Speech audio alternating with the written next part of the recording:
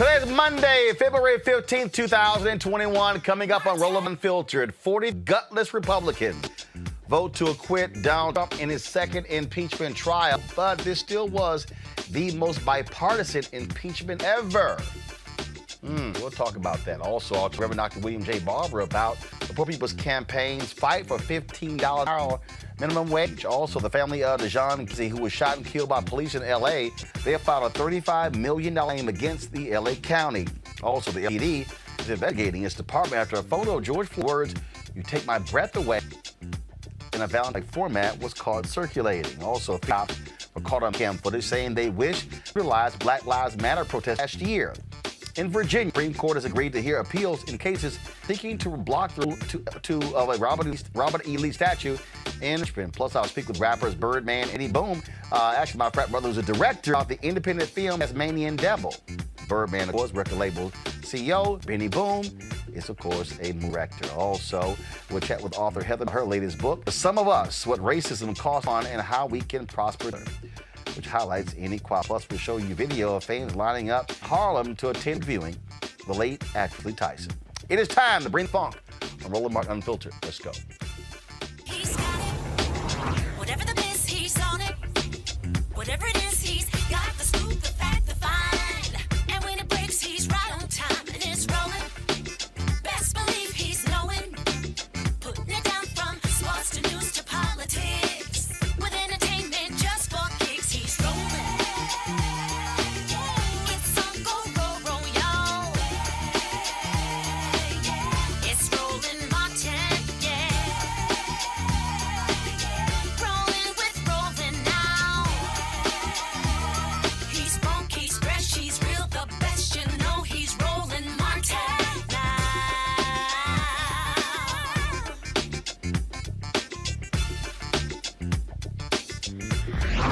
Martin.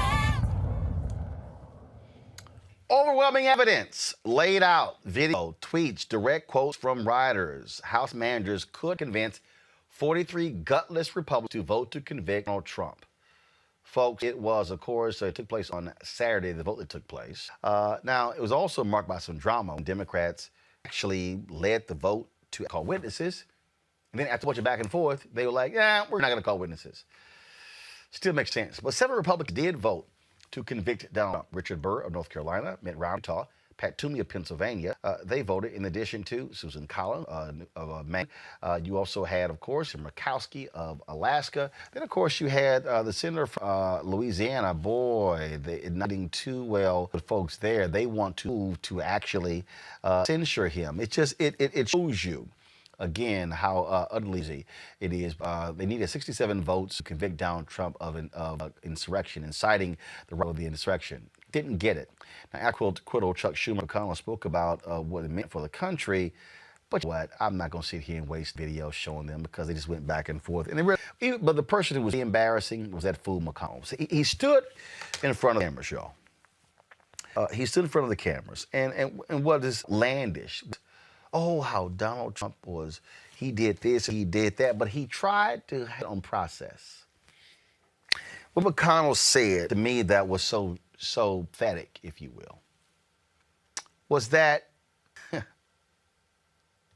literally said that because Donald Trump was no longer president, that it was moot. Then he said that it wasn't constitutional. But y'all keep in mind, the Senate actually voted. And they approved it by saying it was constitutional. So even after the Senate voted to say the impeachment was constitutional, McConnell stands there then says that it wasn't, but they've already said it was. Then do I need to remind y'all what happened? The House voted to impeach Trump. McConnell said he would not call the Senate back into session to consider the impeachment. But now you want to stand in front of the cameras on the Senate floor and say, we can't do it since he's no longer president, when you were the one who could change that. But a little bit later, in a Politico, Mitch McConnell said the only thing that he cared about was electability. So he made it clear. I don't give a damn about all that. I'm trying to get the Senate back. So I'm not going to vote to condemn Trump if that's going to keep me from getting the Senate back. And thank goodness, Kyle Murkowski, Sass of Nebraska, Toomey, thank goodness, voted the right way. Romney, thank goodness that they had enough sense to say, you know what, hey, the guy was.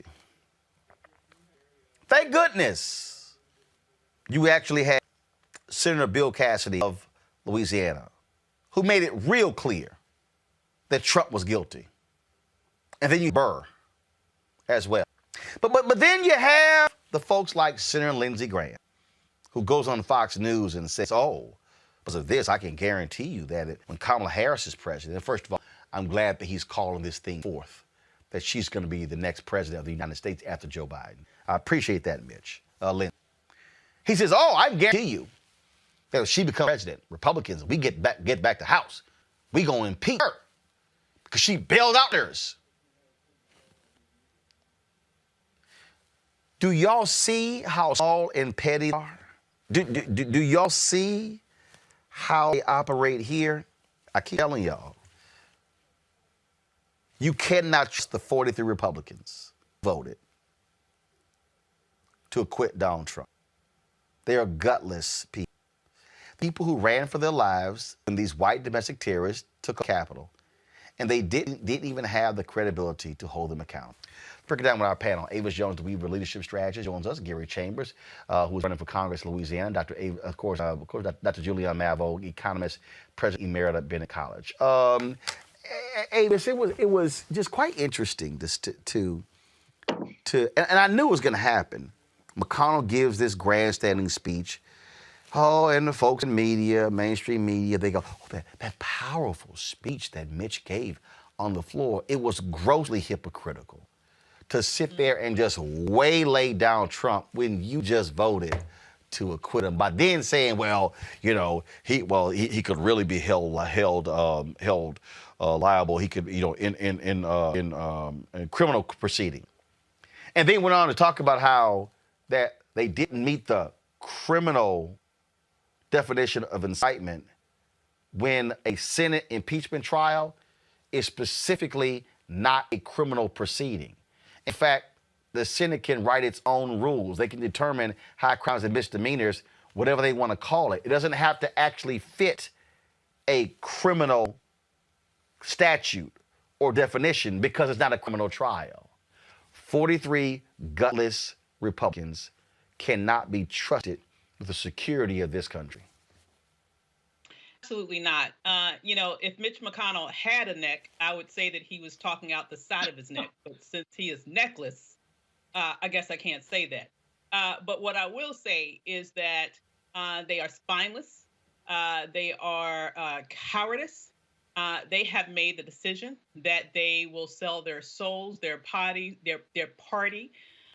this democracy to the devil in the form of Donald Trump.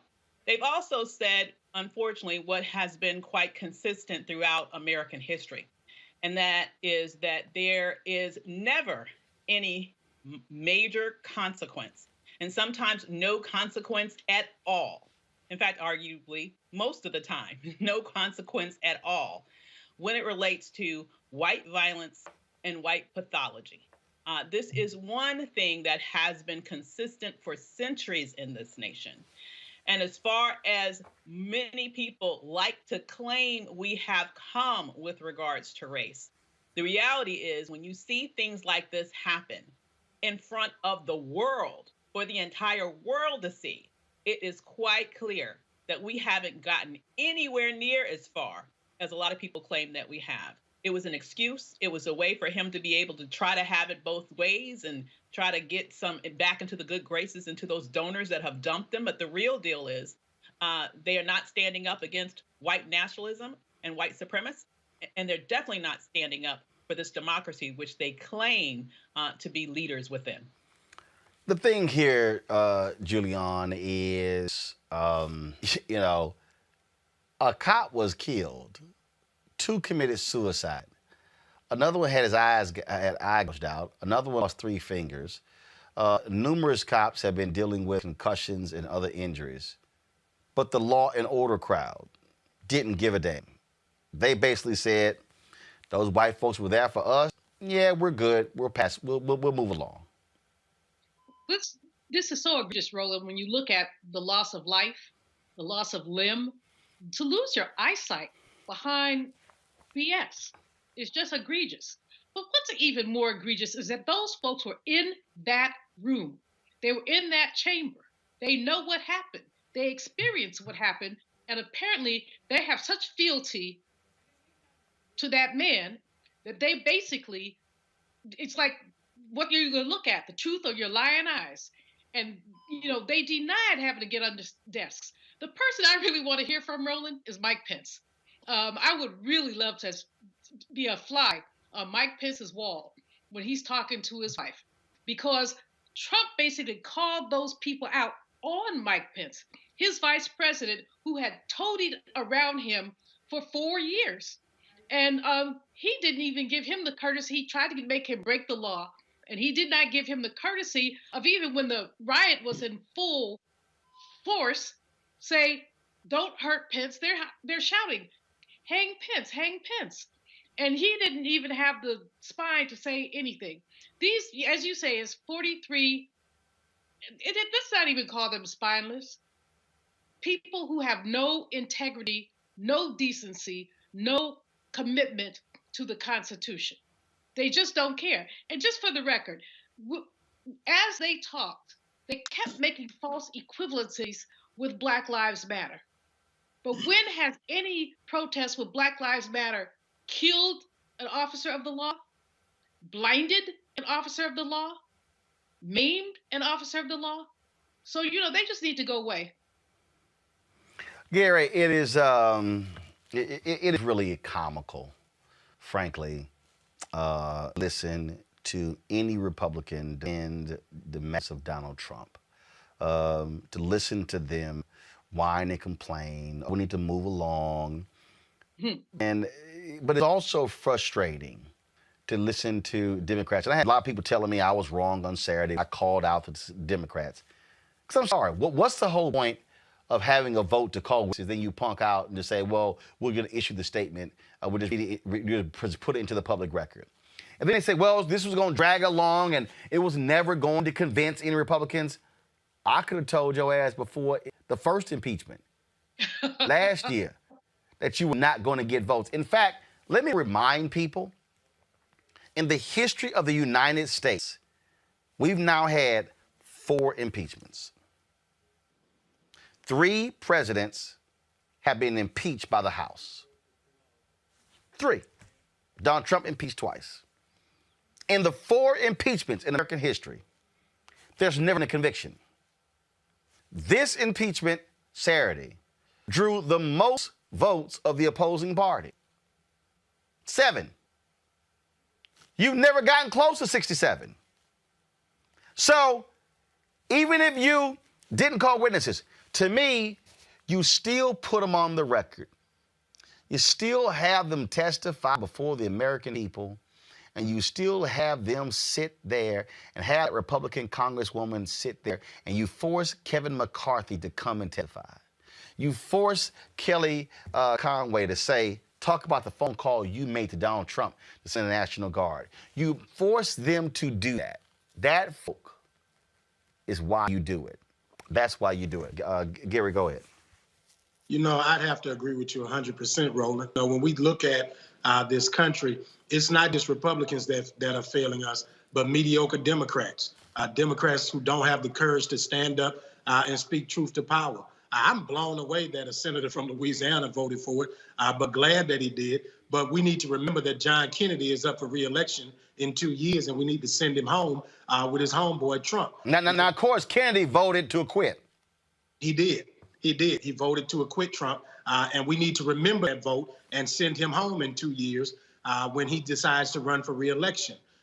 It is never a shock to me that white men give white men a pass when they break the law. We all know that if the third president to be impeached had been Barack Obama, he would have been convicted by a Republican Senate.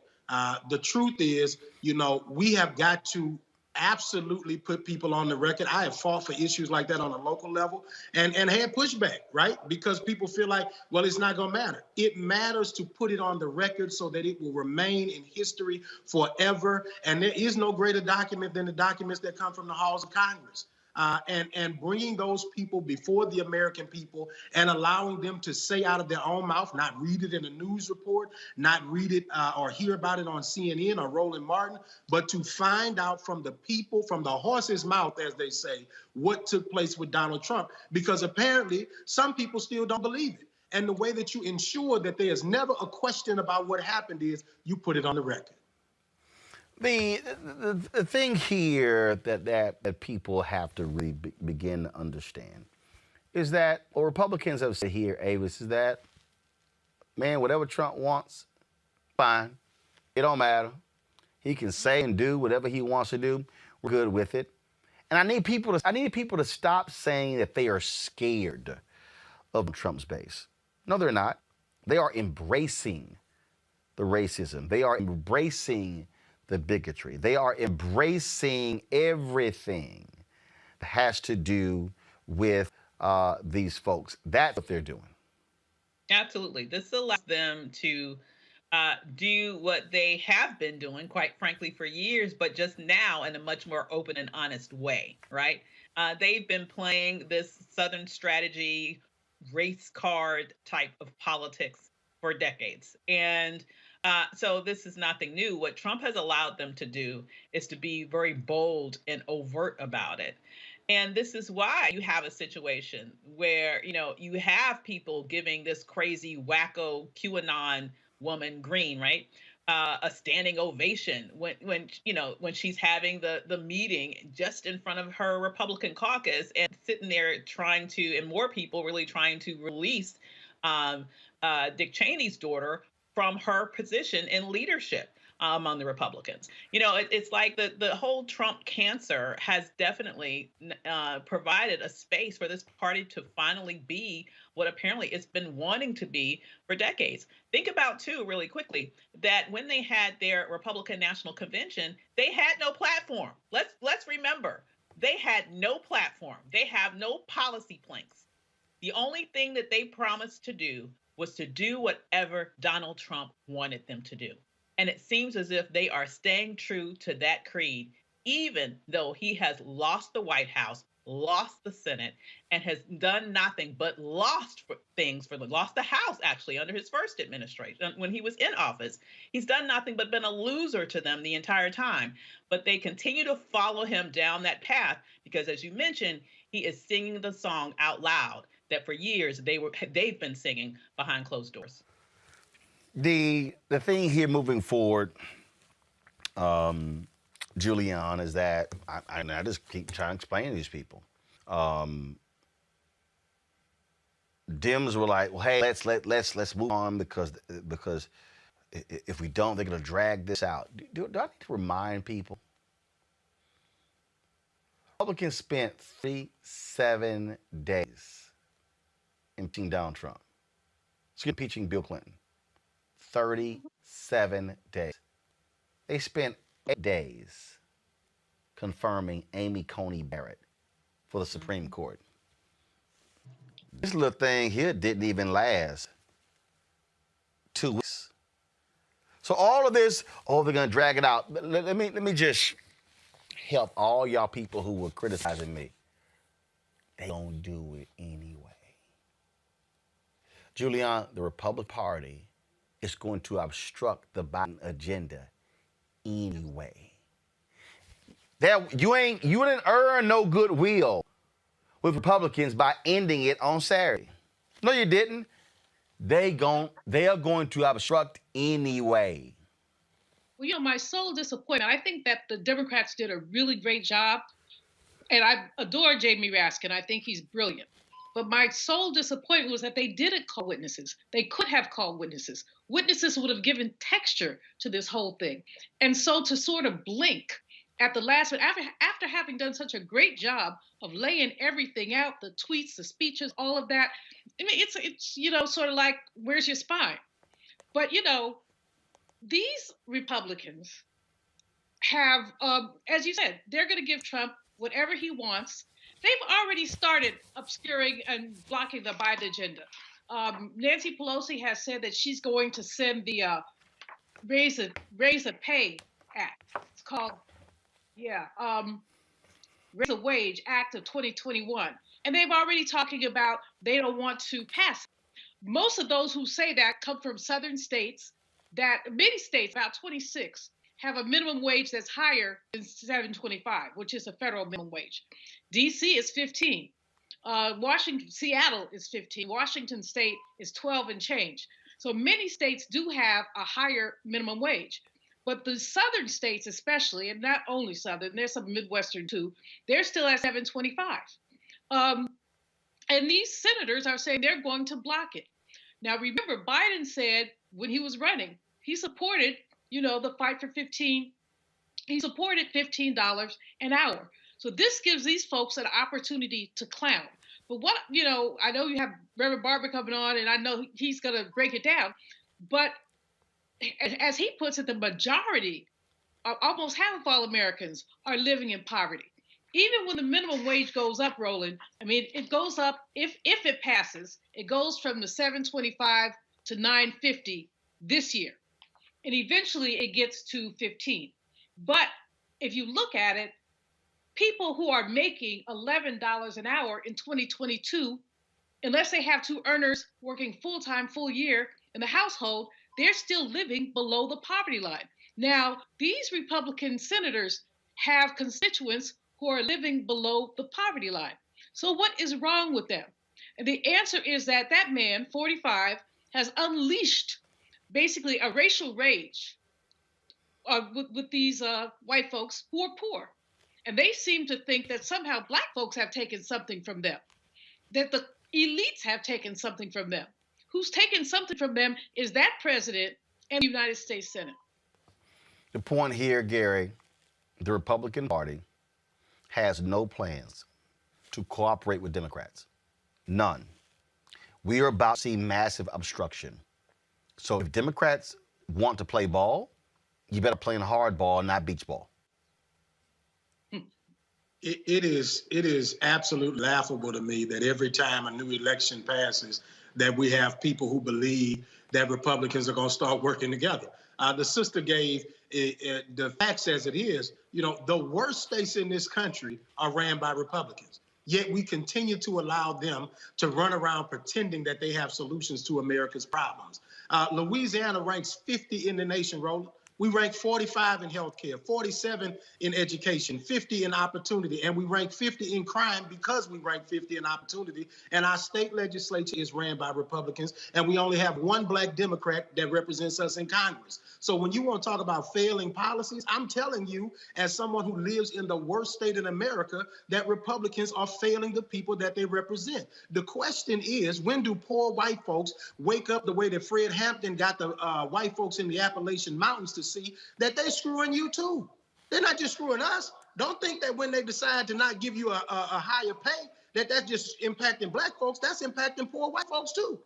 And unless you recognize that these policies don't serve you, you'll continue to vote in a way that doesn't serve you. More importantly, though, when you look at that, you have to recognize that the reason the government takes care of so many people in social services is because Republicans refuse to do the things that help us build a just and equitable economy.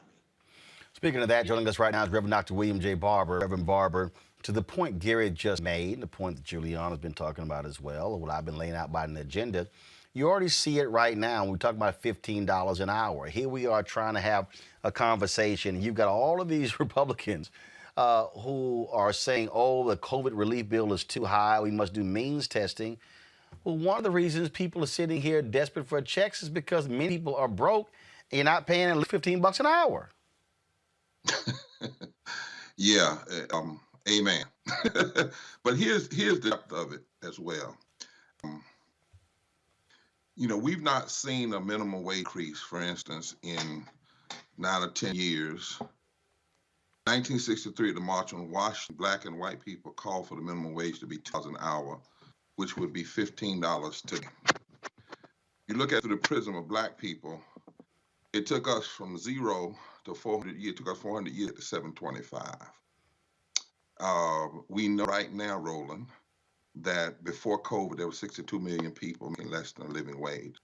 We know right now that if we raise the living wage immediately to 15, lift 50 million people out of poverty wage and pump 300 and some odd billion, that's over $360 billion into the economy. We know that corporations and banks got everything they want in COVID, and something they didn't. Over $6 trillion. One got over 1.5 trillion overnight that didn't even go through the Congress. But we got a deeper problem. I do say to my brother, it's not poor people. That's not what that is. Middle class, high middle class white people that are voting Republican. The truth of the matter is, from a study we did called Unleash Power of Poor and Low Wealth People, we found poor white people, like many black people, don't vote. The reason they don't vote is because, number one, they say they never hear their issues, and number two, transportation, they can't get a job, and number three, voter suppression. In this past election, 55% of poor and low wealth people, black and white, voted for Biden-Harris, 55%. 6 million poor and low wealth people voted this time than in 2016. That's 34 million, but it still means 29 million black people, poor and low people did not vote.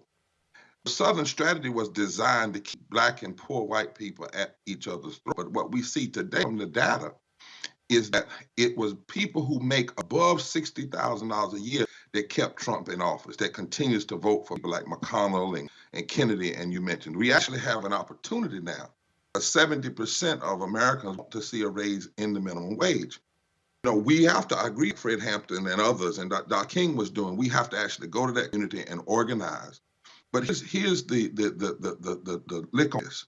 Right now, and some people rolling, not like what I got to say, Republicans aren't our problem right now when it comes to 15. Democrats have the House, they have the Senate. In the COVID bill, it has... And the White House. And the White House. You got all three. They leave Republicans alone. Now, we already know they're going to block it. The question is, are Democrats going to push? And Democrats in the Senate, we were just in West Virginia today challenging Joe Manchin. We had white folk from Fayette County, West Virginia, and black folk from Charleston, because Manchin came out and said he wasn't for 15 being in the bill. He's from West Virginia, where 50% of the workers in West Virginia make less than a living wage. 352,000 people. He's a Democrat. The two Democrats in Arizona are saying, well, we don't know if we're going to support it. The one in Montana. If all the Democrats have to do is stay together now. Now they're saying, well, the parliamentarian may rule against it. First of all, that hasn't happened, so stop saying that and put the case together, make sure the parliamentarian doesn't rule against you. But even if they do, guess what Republicans have done when the parliamentarian ruled against on tax cuts for the wealthy in reconciliation? They overturned the parliamentarian. All it takes is a simple majority vote to overturn the parliamentarian. It might, in some cases, it may only, we're checking this fact now, it may only take the vice president to do it, one vote. So the question in this moment is whether the Democrats, and we've said this to Schumer, we've said this to Manchin, do not talk to us about racial equity if you will not stay with keeping raising the minimum wage in this bill when it will affect 45% of black workers. 45% of black workers make less than a living wage. Don't talk to us about racial equity if you don't raise the minimum wage, which today is as big as the Civil Rights Act, as big as the Voting Rights Act, it's as big as the New Deal. And that's the thing we have to be talking about in this moment. The people who have suffered the most in COVID are poor and low wealth workers who went to work first, who got infected first, who got sick first, who died first. We said it to the Black Caucus. It ought to be number one. We're not voting for nothing if you don't keep 15 in this bill. It's 400 years too late. 400 years too late. And right now, the issue is not what Republicans are going to do, because we know what they're going to do. The question is the Democratic caucus that ran in this past election declaring that they were going to do three things if they didn't do anything else. They were going to raise the minimum wage to 15, they were going to address systemic racism, and they were going to expand health care. Now you have the power. And the question is whether you're going to pay hardball for justice or whether you be more interested compromising with Republicans who will never compromise with you, or you're going to be more interested in doing what's for the people. That's the question before us right now.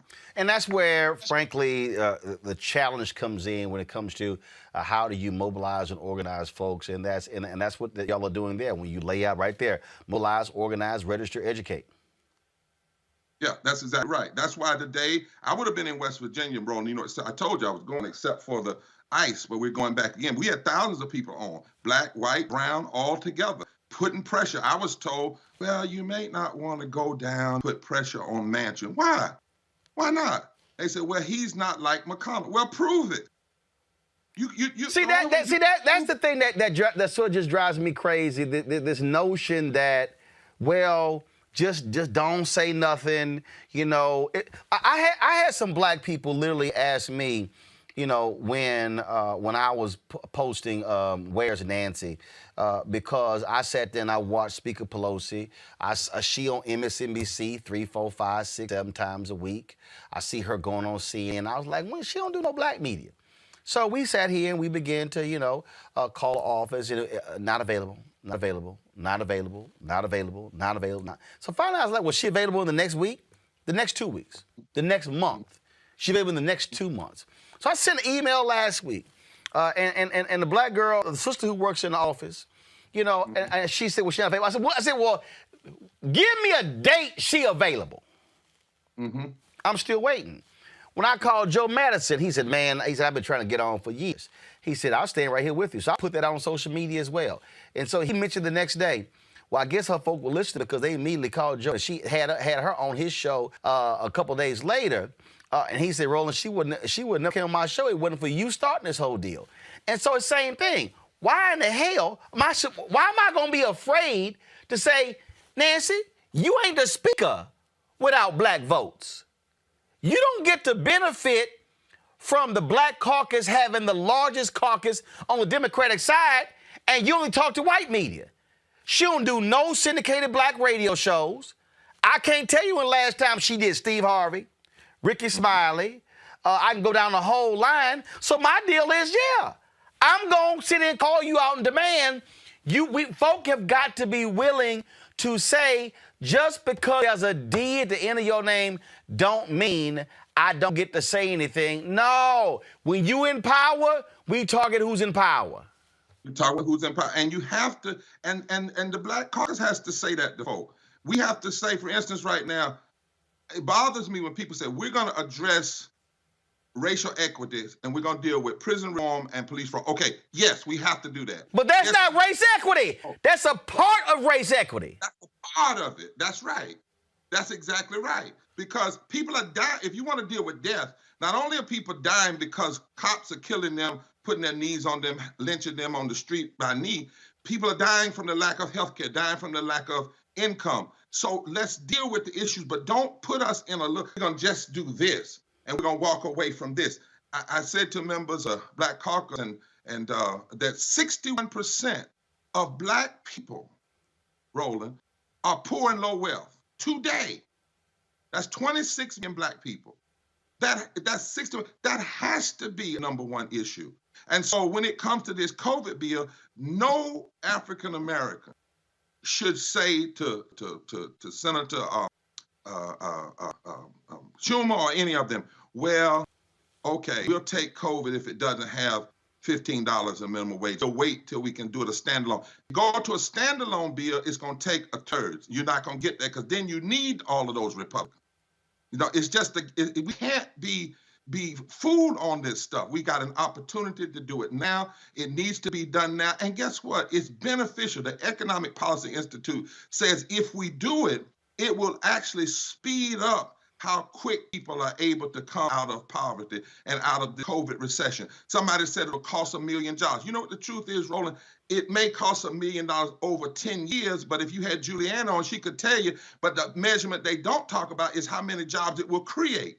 How many jobs it will create, how many families it will lift, how much money it will pump into the economy. But we have to stop capitulating and saying, well, you know, don't criticize certain people. Yes, we're going to criticize, and yes, we're going to challenge you whether you're black or you're white, and white and black people and brown people are going to do it because these are matters of life and death. And I don't know how in the world somebody can justify, billionaires have made $1 trillion, $1 trillion since May last year in the midst of COVID. And yet here we are hedging over whether we can give poor and low wealth $15, and it's not even going to kick in immediately. In the Poor People's Campaign, Roland, we want it now. But the bill they put in says a little bit now, a little bit now, a little bit, and it'll actually end up being there 5 years later. Come on. We cannot have that kind of capitulation. And I tell you something, you talk about who owes people, who they owe their rights. As I said, the exit polls us that one segregation we are not doing good enough on, and that is that 55% of poor and low wealth people were the determining factor of Biden and Harris, and for the Senate returning to Democrat. 55% of poor and low wealth. And they voted because they heard. They didn't hear everything they wanted, but they at least heard, if you get elected, you're going to raise the wages, okay, we're going to vote for it. And if they go back on this, it will undermine the ability to call people out to vote in mass in this to come. Because what it boils down to is you are supposed to do what you say you were going to do. Trump does it. Trump did it. Lindsey Graham does it. McConnell does it. One thing we can say about Republicans, great compliment you can give them, is they do what they say they're going to do. Now, it might be bad. It might hurt other people, but they do what they say they're going to do. And that's always been the case. Romy mentioned one other thing. I heard you talk. Go ahead. Go ahead. Yeah, go ahead. On the thing, people are like, well, they got this. I'm like you, a read.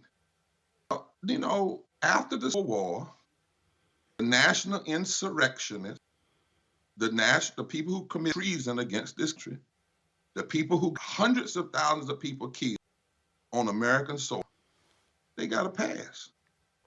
So this business of giving white people passes, even on the most horrible thing, is American. It's not all of America, but it certainly is a major part of the American reality. And that's why I agree with you. If, my friend Jamie and our sister Platt knows they were powerful, but I'm understanding some of the senators that said to them, if you all want these witnesses, we may not vote for them to come. See, because the process was they would have to bring the witnesses, and then the Senate would have to vote on each witness. And that some of them said, no, we don't want that. And every time we don't tell the whole truth, we actually inhibit our ability to deal with these issues, justice and racism, because we keep just done a little bit and then backing up. Mm-hmm. And that's the sad reality. We always give folk a little, you think about it, but it's, like I said, after the Civil War, the former planters, all they had to do, go somewhere to a justice of the peace, put their hand on it, and swear that they wouldn't do it anymore. And they got all their land, everything. They got a pass. And that's why we still dealing with racism. The point that I consistently make is this here. People keep talking about the next 4 years. The reality is there's no such thing as the next 4 years because Democrats only have a 4-vote majority in the House. That's right. They are tied in the Senate. This thing could all change in 2022. You get everything you can get right now. You use every lever of power to get what you want right now. Otherwise, if you sit here and wait, and everybody got to remember, there were a lot of Democrats who said, let's not accept this criminal justice reform bill under Obama. We can get a better one when Hillary's president. That's what they said. Yep. That's exactly right. They said that, and to keep getting a better one rather than getting the best while you have both. In politics, you only have the votes you have today. People vote for you to go to work. They don't vote for you to say, well, let me see if I can get enough people to go along. The bipartisanism is in the people who vote. You want bipartisanism, you want a mandate. It's the 8 million people that voted for Biden Harris and voted to change the Senate. Your mandate. It's bipartisanism is the black, white, brown, Republican, Democrats, independents who voted for the ticket. You won. Now that you won, if we've seen 4 years of what mean maniacal folk will do with power, we ought to at least be able to see 2 years of what good folk will do with power.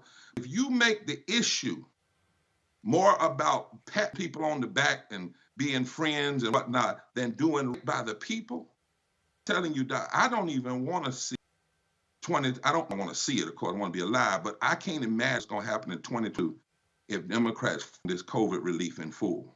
Yep. Because a lot of people, Doc, you know, it was hard enough, Roland, for us, you and others to convince people this time. Yeah. Well, Convince people this time. Bottom line is, you got to deliver if you want people to return to the polls. As simple as that. And so, last point for you, what do you want our audience to do? We got more than 7,000 folks watching YouTube, Facebook, Periscope. What do you want them to do?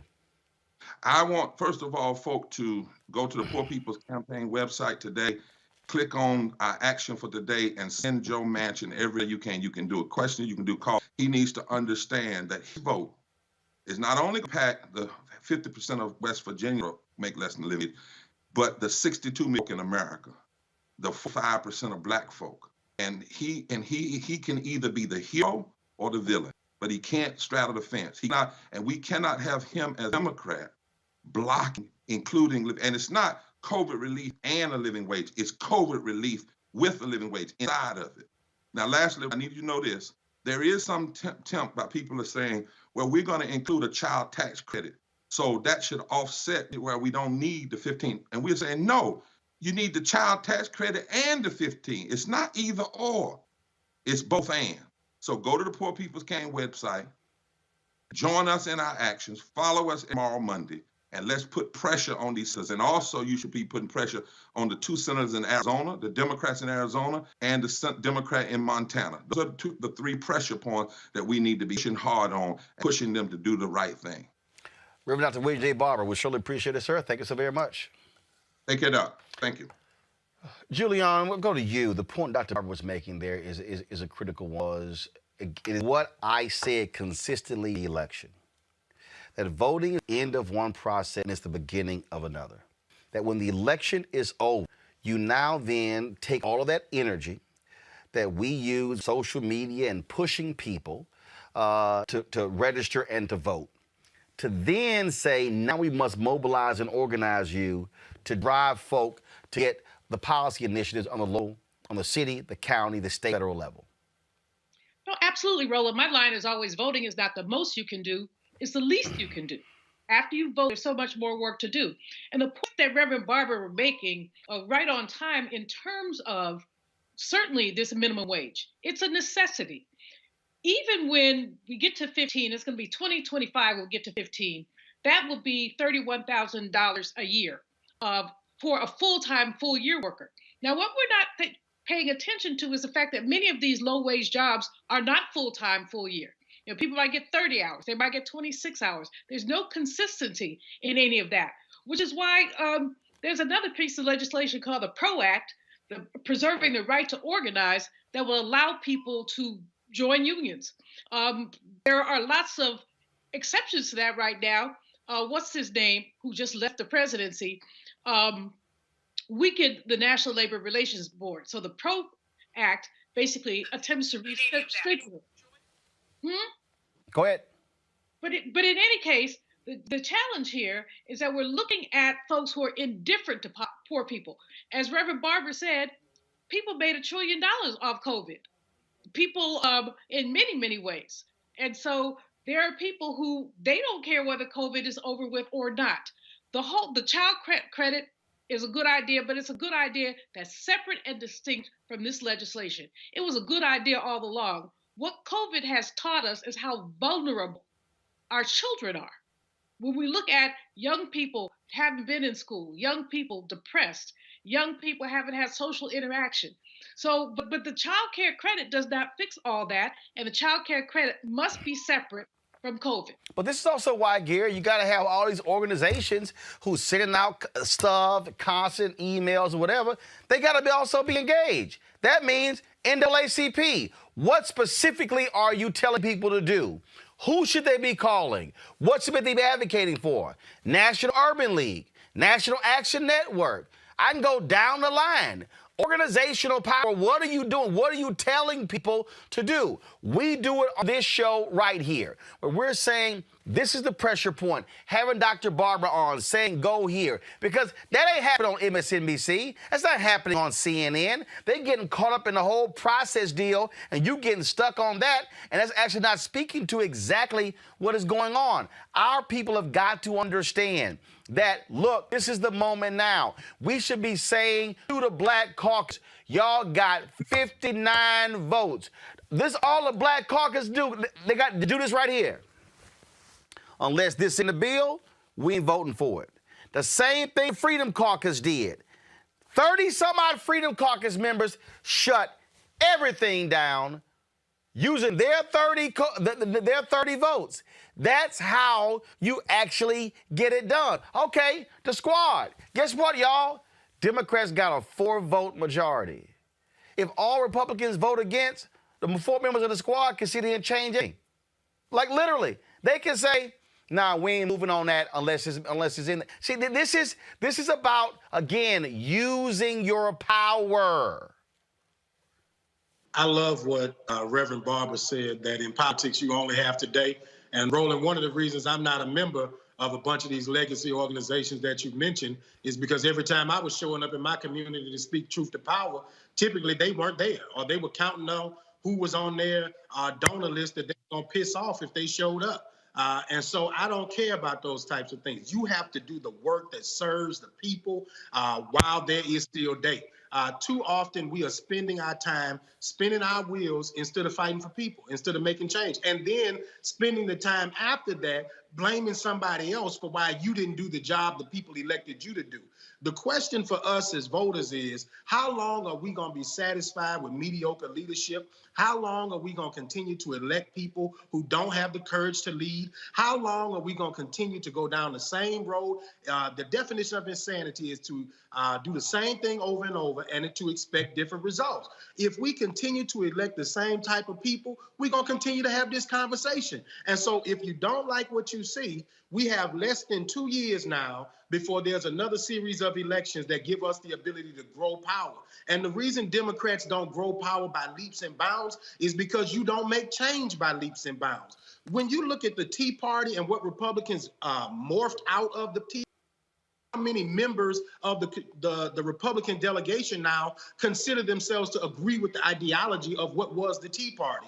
That's how we ended up with a Donald Trump presidency to begin with, because the racist bigots that were elected through the Tea Party movement then opened the door that got us Donald Trump. If we begin to stick together along policy the same way that they did along policy, you're going to open up a windfall, I believe, of new bold leadership. And we don't have to agree on everything, but there ought to be some fundamental things that we do agree on that we can accomplish for the people. Avis? Absolutely. You know, the thing is, the Democratic Party has a boldness problem. It has a backbone problem. And, the reality is that they need to be pushed. And so similar to what Dr. Malveaux was saying, I think that we need to know that really voting is just the starting gun. It's not the finish line of the race. And there are some key organizations that are doing some work out there to help to mobilize people. Black Women's Roundtable, for example, does a great job with that, mobilizing people at the state level as well as nationally. But the bottom line is we need to make sure that our voices are heard, not just on election day, but pushing the agenda. And I love the idea of seeing the Congressional Black Caucus actually using their voting bloc in ways that put pressure on the Democratic Party to do more work in those areas that we know we need to see movement on. What's the use of having power if you don't exert it? So, we need to be bold. We need to be unflinching. We need to be willing to put teeth into the actions that are necessary in order to get our agenda passed. Because the reality is, if we don't, it will not happen. It will not happen on its own. We have to pull this country kicking and screaming in the direction that it needs to go. We've always done it throughout the centuries, and we have to keep doing it now. Again, what I keep telling folks is you got to be able to stay engaged even after the election. Folks, let's go to a business story. The largest black-owned franchise operator of McDonald's for discrimination. Tomorrow, Herb Washington bring a civil rights action to hold McDonald's accountable for racial discrimination and retaliation he says he experienced like franchisee. Washington ran 27 McDonald's restaurants in New York, Pennsylvania, and Ohio, 40 years with the company. As McDonald's was trying to drive black franchisees from its system and pressured him to sell several of the white franchisees. Washington will bring his case against McDonald's tomorrow in a two-way video-based news conference. Jesse Jackson Sr., as well as Congressman Beatty, who chairs the Congressional Black Caucus, will be among the speakers who are present during the video-based conference, which will take place at 1:30 p.m. Eastern, and we'll be live streaming that right here, Roland Martin Unfiltered. The family of Dijon Kizzee, the 29-year-old black man by two LA sheriffs last August, has filed a claim in Lake County. He was initially stopped biking on the wrong side of the street before officers ultimately unloaded 15 bullets into him. Now the family is seeking $35 million, according to the claim, which alleges LA County failed to properly train the deputies that killed Kizzee. Speaking of LA, the LA Police Department has launched an internal investigation after an officer reported that a photo of George Floyd with the words "You take my breath away" in a Valentine-like format was circulated among others. Police Chief Mike said Saturday that investigators would try to determine how the image may have come into the workplace and who may have been involved. Says the officer who made the complaint will be interviewed. Said if the probe confirms LAPD were circulating, people will find my wrath. We'll see. And also, officers in Phoenix, Arizona, caught via their own cameras discussing how they regret committing any acts of police brutality on Black Lives Matter protesters in October. According to the Washington Post, 3 Arizona officers arrested 18 members of Lives Matter and stated that they were disappointed if they hadn't trampled the group and them in pepper spray. Arizona Police Chief Jerry Williams responded to the matter and called the officer behavior disrespectful. Their behavior threatened the police department's relationship with the community or to protect and serve. Plans to take swift action in order to discipline the officers as she sees. At this time, the chief has not revealed what that may look like. Of course, just hours after the footage was released, the Maricopa Attorney's Office announced that it was charges against 15 protesters arrested on October 7th. The protesters were facing charges including rioting, aggravated assault with a deadly weapon, and resisting arrest. Chief Williams says the department will undergo reform and will prevent another incident like this one taking place.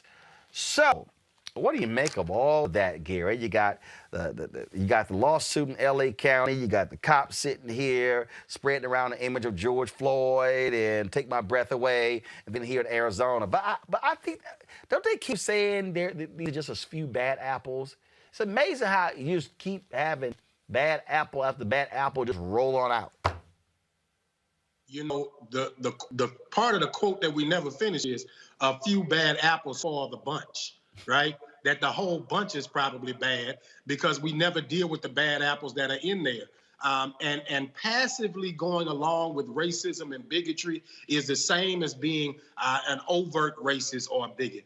What did Dr. King say? He said it is not the loud ones that he was concerned about, but the silence of his friends, right? The people who say that they support justice and equity and progress, who sit there and receive a text message like that and don't say this is unacceptable. It's the people who know that discrimination is happening when you're trying to force somebody to sell their business and sit in the room and not say something. It's all of the people along the way that sit and do nothing that allow us to get to these inflection points that we end up discussing because we won't deal with something when it is a small problem or when it is something that could be checked in a way that just lets people know, you know what, this is unacceptable. I don't think it's funny.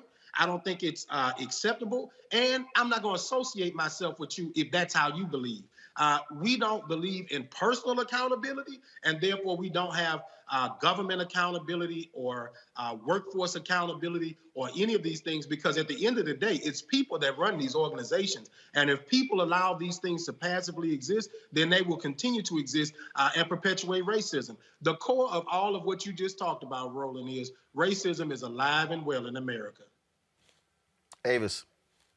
Absolutely. The reality is, you know, what other proof do we have to see? I mean, it's sad to say that this is not new. This is the type of racist behavior that we've seen out of these institutions forever.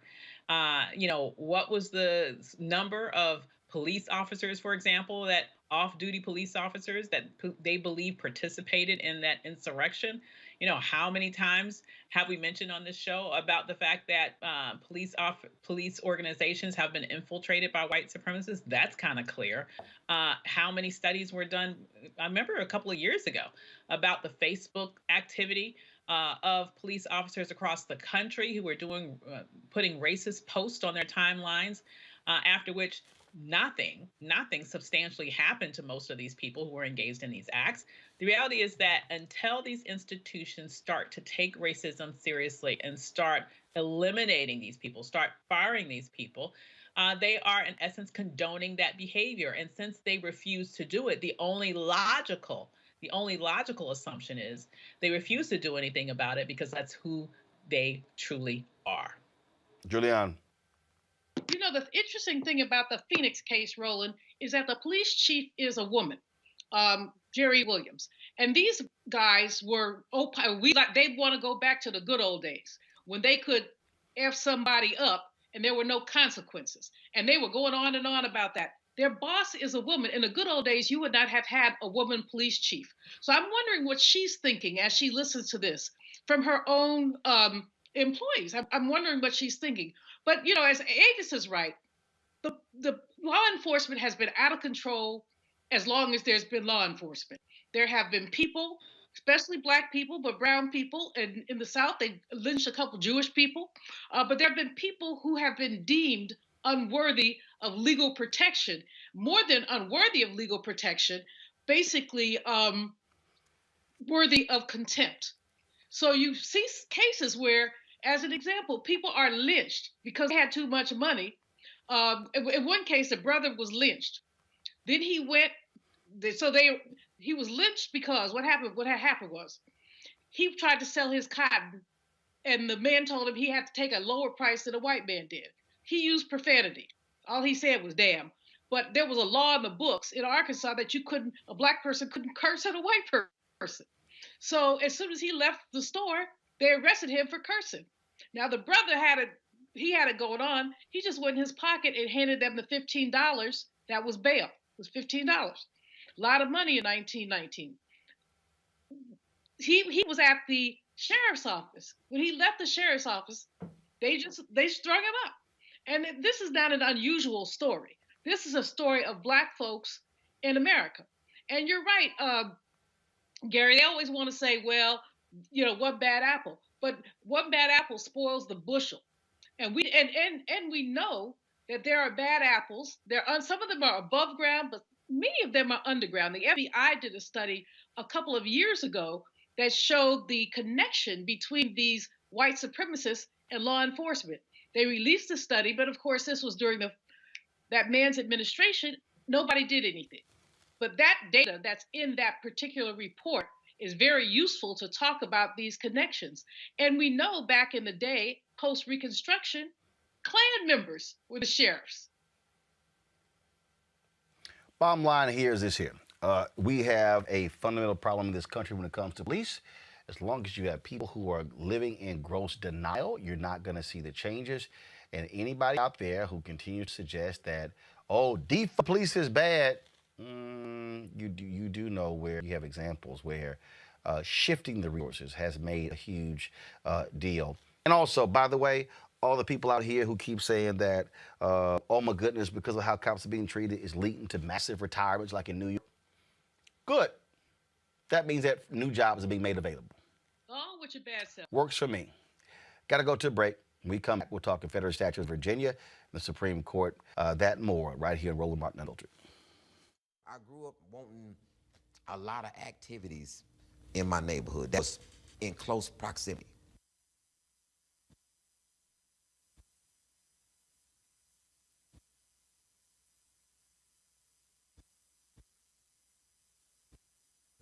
Hi, everybody. This is Jonathan Nelson. Hi, this is Cheryl Lee Ralph, and you are watching Roland Martin Unfiltered.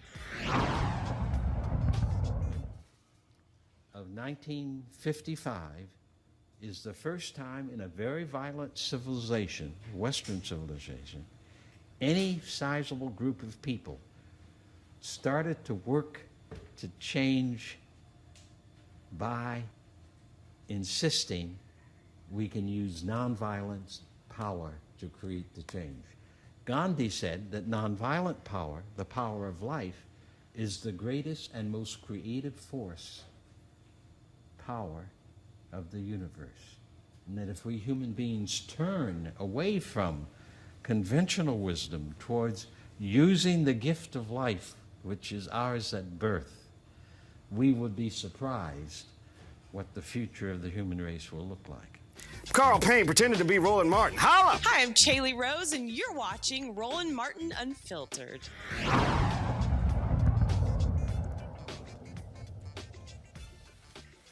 All right, folks, the removal of the last Confederate statue on Monument Avenue in Richmond will have to wait since the Supreme Court of Virginia has agreed to hear appeals from two groups who want the sculpture of Robert E. Lee. Hey, after protesters demanded it be taken down summer, a circuit court ruled that Governor could get rid of the Confederate general statue, but he'd have to allow for an appeal court.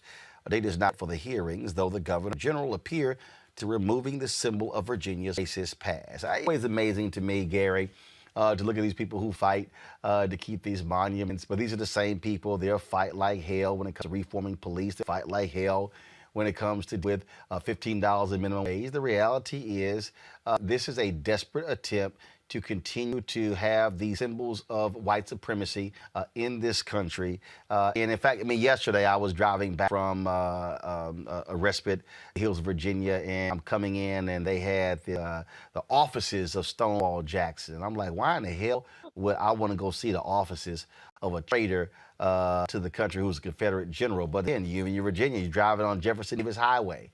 All of these monuments to these folks who committed treason. You know, it's like the people who stormed the Capitol, right? People who believe that, you know, racism and bigotry is acceptable, and anybody who's pushing against that is un-American. The truth is, what we know about Robert E. Lee is that he was a brutal man. That he was somebody who should never have been honored. And most of the monuments to honor Robert E. Lee actually appeared during the Civil Rights Movement as a way to intimidate Black people and say that we're going to honor our slave-bearing ancestors. And it's just crazy to me. You know, and what's worse is when you live in a community like I do in Baton Rouge, we had a school named after Robert E. Lee for 50 years, and we still to this day don't have a single school named after a Black person. And if we start talking about naming stuff after Black folks, the same racist white folks start saying, well, why do we have to name it against for somebody Black? You know, and it's like, you know, you didn't have a problem with your loser grandfather having a building named after him. You didn't have a problem with your losing uncle having a building named after him. You know, I didn't know that America was so fascinated with naming stuff after people who lost. You know, like they were literally losers. And hundreds of thousands of people died as a result of this. And we sit here and act like these people were somehow honorable. They were disgusting human beings. And we should erase their names from anything of honor in this country. They were white supremacists, though. They were white supremacists. And what, you know, the Robert E. Lee statue that was put up on Monument Avenue, I think it was the Daughters of the, I don't know, one of those women's groups. But anyway, they basically had the legislature pass something that said in perpetuity that statue would stay there. What they're really doing is clinging to their racist ancestors and saying we want racism to be a permanent part of what exists in this country. Robert E. Lee, as you say, horrible human being. But I drove down Monument Avenue a couple of years ago, and I was stunned at the size of the statues, how many they were, about who, you know, it's chilling. In the South, some people still think the South won the Civil War. I kid you not. In the lost cause, that little theory. But Roland, in schools, some people actually teach that. And I mean, I had to fly down to Atlanta one time because my godchild got a little trouble with the teacher who basically said the South won the war. And I said, well, you know what? Let me go see this woman and see what's up. And she was able to retract herself. She was a 26-year-old who didn't know anything. But that's not the point. The point is this mythology is repeated and repeated and repeated. And that's how you end up with Confederate flags at our Capitol. Our country has never said, look, the Confederates lost. They are, as Gary said, they're losers, and they were brutal. And they were able to get away with all kind of crimes after Reconstruction. So why are we honoring them? Lots of these things, Roland, they weren't relics of the Civil War. They went up post Reconstruction, like in the 1890s, and the Southern flags that have that Confederate symbol on them, they changed those flags in the 1950s and 60s as the civil rights movement gained momentum.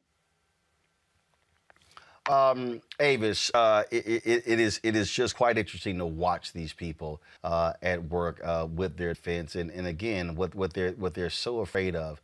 They're so afraid as we become a more diverse nation that we'll just start making our own determination as to what goes on and say, you know what, your white symbols, they gotta go.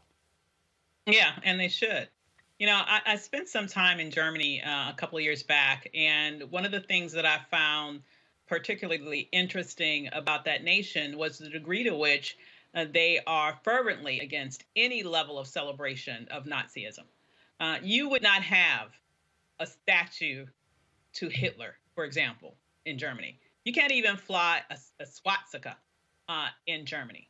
They have very strict laws against celebrating any of the atrocities that occurred in that nation around the Holocaust. Yet here in this country, we continue to have this romanticized notion of these people who were brutal, who were murderers, who were traitors against this nation. I mean, there's no other way to interpret what that was. It would be analogous to having Hitler celebrated in Germany. This is what we do when we have a huge monument to a Robert E. Lee, someone who was the head of a revolting force against this nation. He was a traitor and as well as a loser. And so it's really quite interesting. It's really quite interesting that on the heels of having this failed coup attempt, where the Confederate flag for the first time in history was able to make its way into the Capitol Rotunda, here on the heels of that, we have people fighting to maintain this place of honor for this dishonorable man when it comes to the history of this nation. If the Confederacy would have won the war, then okay, have the darn statues, but you lost, but you didn't. So he needs to come down. Speaking of these relics of the past, and this whole idea of losing thing, I could not help but think about poor little Nikki Haley, former governor of South Carolina. She served as ambassador to the United Nations under Donald Trump. And what I found to be really interesting is that Politico did this big piece on her where they were, oh my goodness, where she's disavowing of Donald Trump. And she had all these things to say about Donald Trump. I'm going to read some of those things to you, but I need to remind you what poor little Nikki, what darling Nikki was saying just 1 month ago, really about 3 weeks ago, regarding the January 6th uprising. Watch this. The actions of the president post-January 6th were post-election day were not great. What happened on January 6th was not great. Does he deserve to be impeached? Absolutely not. So you'd vote against impeachment. Yeah, you'd vote against impeachment. Absolutely. So that's where you would part ways. Just kick him out the door. You would part ways with, for instance, Mitt Romney, who will be voting, it sounds like, for impeachment, to convict. At least it sounds that way. I don't even think there's a basis for impeachment. I mean, the idea that they're even bringing this up, they didn't even have a hearing in the House. Now they're going to turn around and bring about impeachment, yet they say they're for unity. I mean, they beat him up before he got into office. They're beating him up after he leaves office. I mean, at some point, give the man a break. Move on. If you truly are about moving on, move on. The idea they're going to do impeachment, that's not going to bring our country together. That's only dividing our country. When will you make a decision? The actions of the president post-January. Darling Nikki, I just want to play that one more time because I want everybody listening, I want you to hear exactly what she says, and then I want you Then read what I'm then going to read. The same Nikki Haley. One more time, darling Nikki, talking to Laura Ingraham. The actions of the president post January 6th were post election day were not great. What happened on January 6th was not. Does he deserve to be impeached? Absolutely not. It's So a you'd vote political against game. impeachment. Yeah, you'd vote against impeachment. Absolutely. So that's where you Absolutely. would They're part trying ways. to just kick him out the door. You would part ways with, for instance, Mitt Romney, who will be voting, sounds like, for impeachment, to convict. At least it sounds that way. I don't even think there's a basis for impeachment. I mean, the idea that they're even bringing this up, they didn't even have a hearing in the House. Now they're going to turn around and bring about impeachment, yet they say they're for unity. I mean, they beat him up before he got into office. They're beating him up after he leaves office. I mean, at some point, I mean, give the man a break. I mean, move on. If you truly are about moving on, move on. The idea that they're going to do impeachment, that's not going to bring country together. That's only dividing our country. When will you make a decision? The actions of the president post January 6th weren't. That was Nikki Haley. Yeah, the folks at Politico y'all did this big story. Big story. And this was the. Let me show you what the cover was. Okay, Nikki Haley's time for the 2024 hopeful can't decide who she wants to leader of a post-Trump GOP or into the president who tried to sabotage democracy. So all of a sudden, she's being quoted, Avis, as, oh, Trump was wrong and what he did wrong and we've got to move on and like all these different things that she had to say about Trump. And I found all of that to be quite interesting. I just thought it was just kind of interesting that she decided to rip Trump.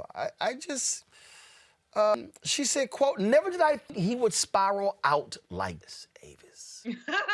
Never did she think that he would spiral out of control.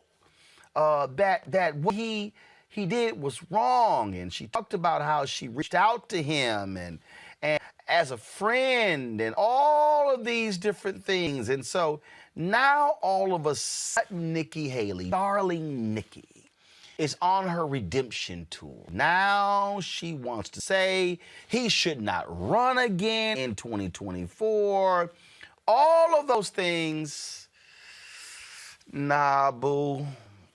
We will not forget when you defended every single one of his actions. Sorry, Nikki, that one's not gonna fly. No, not at all, Murata. Oh, excuse me, Nikki. No, it is not gonna fly. But she is a chameleon, right? She changes her name to become more palatable for white folk, and here she is trying to put herself in a position where she can potentially be seen as a contender to run for president in 2024. Let's not recognize the obvious here. She's trying to run for president, and now she wants to set herself up now as someone who is respectable. Forget all the stuff that she did prior to this. Forget all the things that she looked over and looked past before this. Forget all that she didn't do when she was actually in his cabinet. This is someone who is trying to be very opportunistic at this time. I guess she figures she's used Donald Trump as the best she can, while he was in office. And perhaps she's rolling the dice that by the time we're at a position for primary season for the Republicans, that by that time, perhaps she thinks that he would have done something to sort of undercut his ability to be the kingmaker that ostensibly he is right now. Because with that, she's basically said, I want to be the serious person that's thought of as being, once again, the traditional Republican. I am going to take up that mantle and trust and believe you're going to see her running for president 4 years from now. And see, See, Gary, I'm not going to be one of those folks who will be like these folks in mainstream media who somehow forget. I'm not going to be one to this little game of Nikki Haley, acting as if she exhibits all of this courage to get Republicans to bring down the state flag when she should have been opposed to the Confederate flag from the beginning. But no, she didn't have any guts because all she cared about was winning. It took 9 black people to be gunned in a church for it to come down. So I'm sorry, Nikki. Darling Nikki, you don't get any credit from me for that. But I don't want to hear nothing she says about Donald Trump right now. Because do we need to remind Nikki Haley what she said about Donald Trump when she was running for president? When she was actually, when other people were running. I guess she thinks we forgot those comments. Just like Lindsey Graham thinks we forgot what he had to say. Like Ted Cruz thinks we forgot what he had to say. No, the redemption tour is not going to work for me, Gary. It's not going to work. It's all right. Darling Nikki, we got a problem. A problem. And frankly, I can imagine if I was sitting here chewing tobacco. At this point, I would just spit out when Nikki Haley's name come up. You know, I certainly would have to agree with you, brother. She is hot garbage. I don't have no better way to say it than that. And I'm probably not supposed to say that because I'm running for office, but I'm going to just tell the truth. Not just Nikki Haley, but anybody who worked for Donald Trump that's out here trying to pretend that they're so moral now or trying to distance themselves from him. You had no problem being with your homeboy when he was trashing and calling African nation S-hole countries. You had no problem with your homeboy when he was banning people from black nations or African nations from coming into this country. You had no problem when he had a Muslim ban while you were the secretary to the UN. You had no problem when he was locking little children in cages. And so since you had no problem with all of those things, just know that we ain't never gonna forget. We ain't never gonna forget you, nor Ben, nor Mike, nor any of the trash folks who worked for Donald Trump and went along with him for the last 4 years, because that same trash ideology that he had, you have too, because you gave permission for him to do it by running the agencies for this president. And so I can't say what I was about to say, but I don't care what she does or what they do. I ain't never support none of them, and I hope that our memory is just as long as racism is in this country. Julian, what I need people to understand, I had some fool out here, Truth Seeker, whatever his name is on YouTube, saying enough with the talk. First of all, we talking about Nikki Haley. We ain't discussing Trump. See, what I need the people watching and listening to understand, Julian, is I need them to be aware of the game. See, the game, and listen to all y'all folk who are watching. Y'all need to understand how mainstream media works. I know how they work. I've seen the game. I've been inside the game. I've watched them play the game. So what they're doing right now, they are shining up. They are polishing every potential person who is going to run in 2024.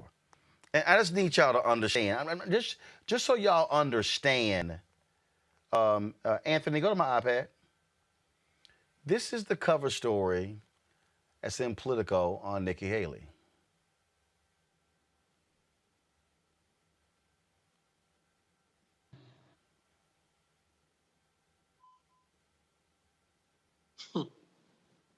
Wow, this is a long piece. Not done.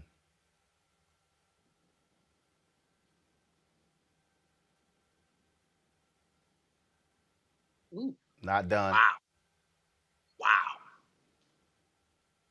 Not done. Oh, yeah.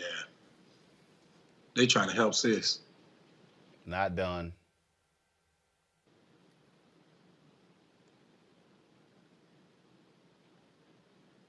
Not done.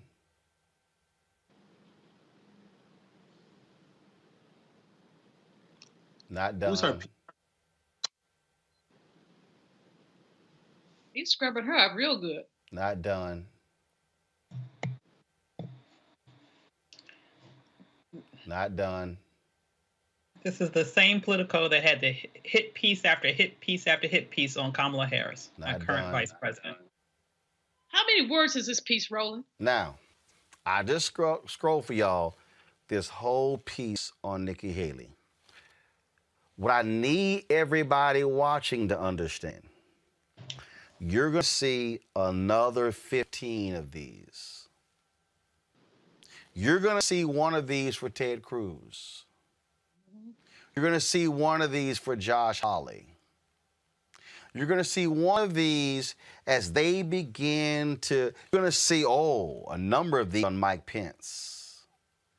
And what you're going to see is you're going to see all these pieces on their ideology and their view and their career and how they've changed all of these different things. Because they want you to actually, all that I scroll, they want you to go through all of that, the baby picture and her parents and all these things. Because they want you, to the people out there who keep saying, why you keep talking about Trump? No.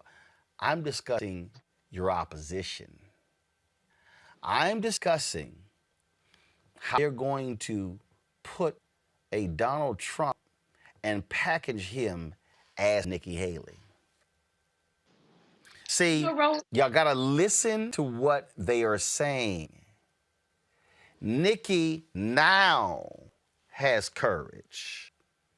Yeah, I played y'all the video of her on Laura Ingraham talking about why Trump shouldn't get impeached, and if she was in the Senate, she wouldn't vote to impeach. Y'all know why? Because he was still sitting in the Oval. But now that he's not, now they all of a sudden have courage. But I need you to look at the policies that they're advocating. Stop thinking this is about Donald Trump. No, this is about the agenda of Donald Trump. Julianne, go ahead. Now, this is about those people who stormed the Capitol. They're fealty to them, not to Donald Trump. Trump has nothing to do with this.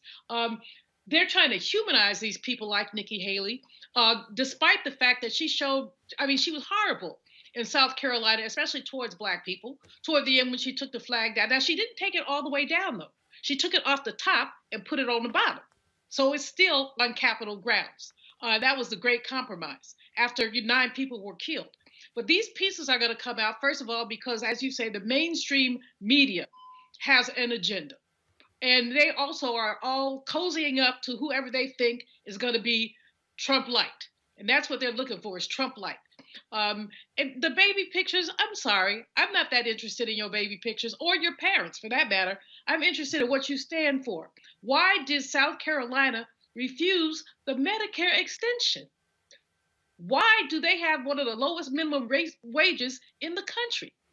Why do they underfund our HBCUs in South Carolina? Don't tell me anything about, you were a cute little kid. So is everybody. Yep. And everybody's over that too. So, Roland, we're going to, like you said, we're going to see a lot more of this. We're going to see wedges being open. And what we've seen with Nikki Haley over the years, though, which is really important, this woman has played it not both ways, but 10 ways. Since she went to the UN ambassador slot. Sucking up to Trump in 1 minute, talking about him, or distancing herself on the other. Anybody who forgets that basically ought to be shamed. I got you. Folks, again, just letting y'all know, be prepared. It's going to be a whole bunch of that. All right, folks, there's a news coming out, and it, of course, is called the Tasmanian Devil. Man has teamed up with Benny Boom, my executive director of the film, as a director on. It spotlights Nigerian immigrant struggling to find between his desire to join a college and bonding with his estranged, who is a strict pastor at a church. If you have the trailer for, go ahead and roll it, please.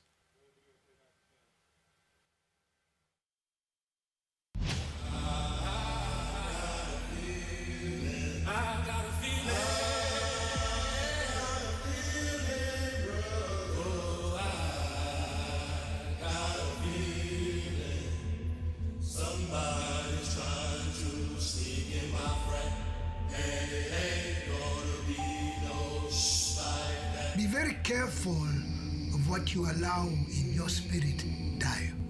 Especially in America.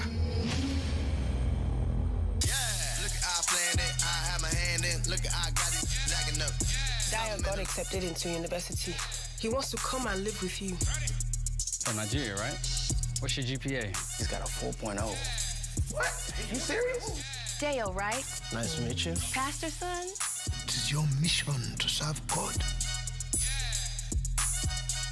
This, they just want to strut and get riding through Atlanta. When I got a banish, I just take the 85 to Africa. Why are you listening to this vulgar music? Are you a garage boy? Early in the morning, I will rise and praise the Lord.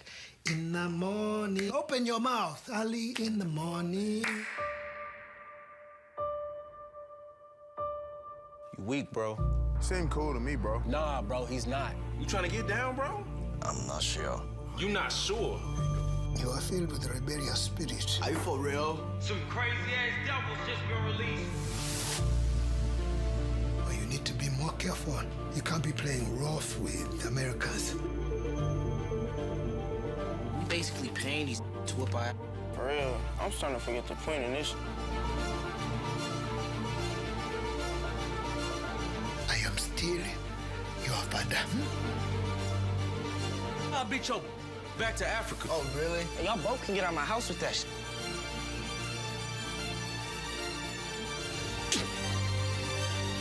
Colt!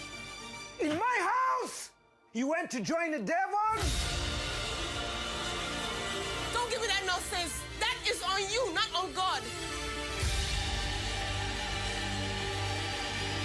I reject every devilish covenant over your life! I'm calling to tell you I'm sure.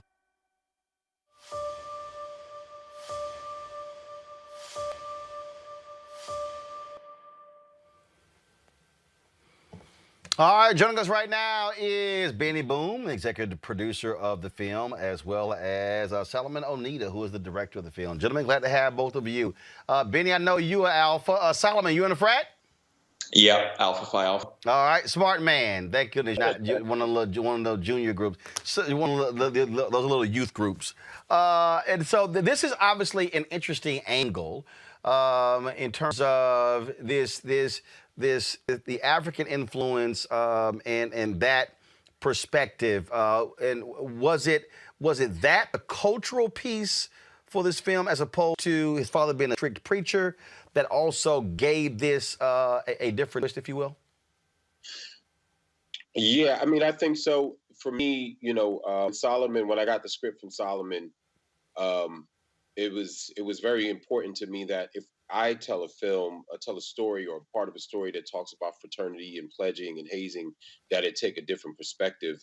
And this film, man, the script just hit me so hard because it not only dealt with pledging, but it dealt with that father-son relationship. And I think that's the core of the film that everybody can connect with. So whether you went to an HBCU or you pledged a fraternity or sorority, you can connect to Dio's journey in this film. Solomon? Yeah, I pretty much wanted to show what it was like for an immigrant culture to like infuse themselves within an African-American fraternity.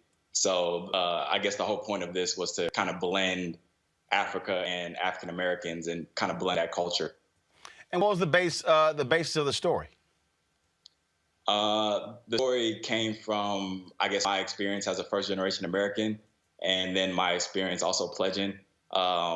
It's not my exact story, but as a first-generation American, I've seen many immigrants come to this country and try to assimilate.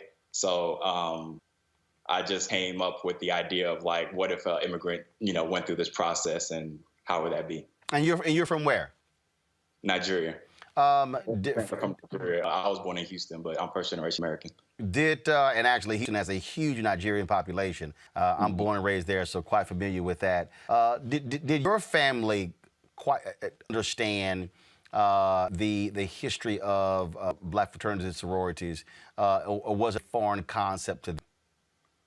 It was a foreign concept to them. I'm the youngest in my family as far as my siblings. And so all three of my sisters pledged, AKA, And so when I got to college and I said I want to pledge alpha, it was kind of old news in my household. So it wasn't a big deal as it's shown in the movie. But I remember when my oldest sister said that she wanted to pledge, it caused some problems within our household because my parents didn't understand it, and they thought it was a cult. That's interesting. It's interesting, Benny, because I had a conversation the other day with someone. They were asking me about when I pledged. My brother pledged before I did, spring '87. I was spring '89. And I told him, I said, look, my brother was first generation. We did not have a lot of family members who were in fraternities and sororities. I said, so I didn't grow up, but that was the culture. That wasn't, everyday living. And so it is, if that is not how you grew up, if you didn't have aunts and uncles and cousins and others, you really don't know about that whole world. And so, and I'm quite sure it is an experience for people watching this film who may not realize what that's all about. Yeah, I mean, Roland, I'm kind of the same way as you. I learned about Alpha at 16 years old in a program back in Philadelphia called Philajob. The person who ran the program was frat. He had just pledged, I think, in fall '86 or '87. And so when I got to college, I already knew what I wanted to do. But had I not, had I not been introduced to that at that young age, I'm not sure, what I would have done in terms of pledging or not. But I went to school already knowing that I wanted to be an alpha and all that. But I didn't have anybody in my family that was frat, so it was all very new to me.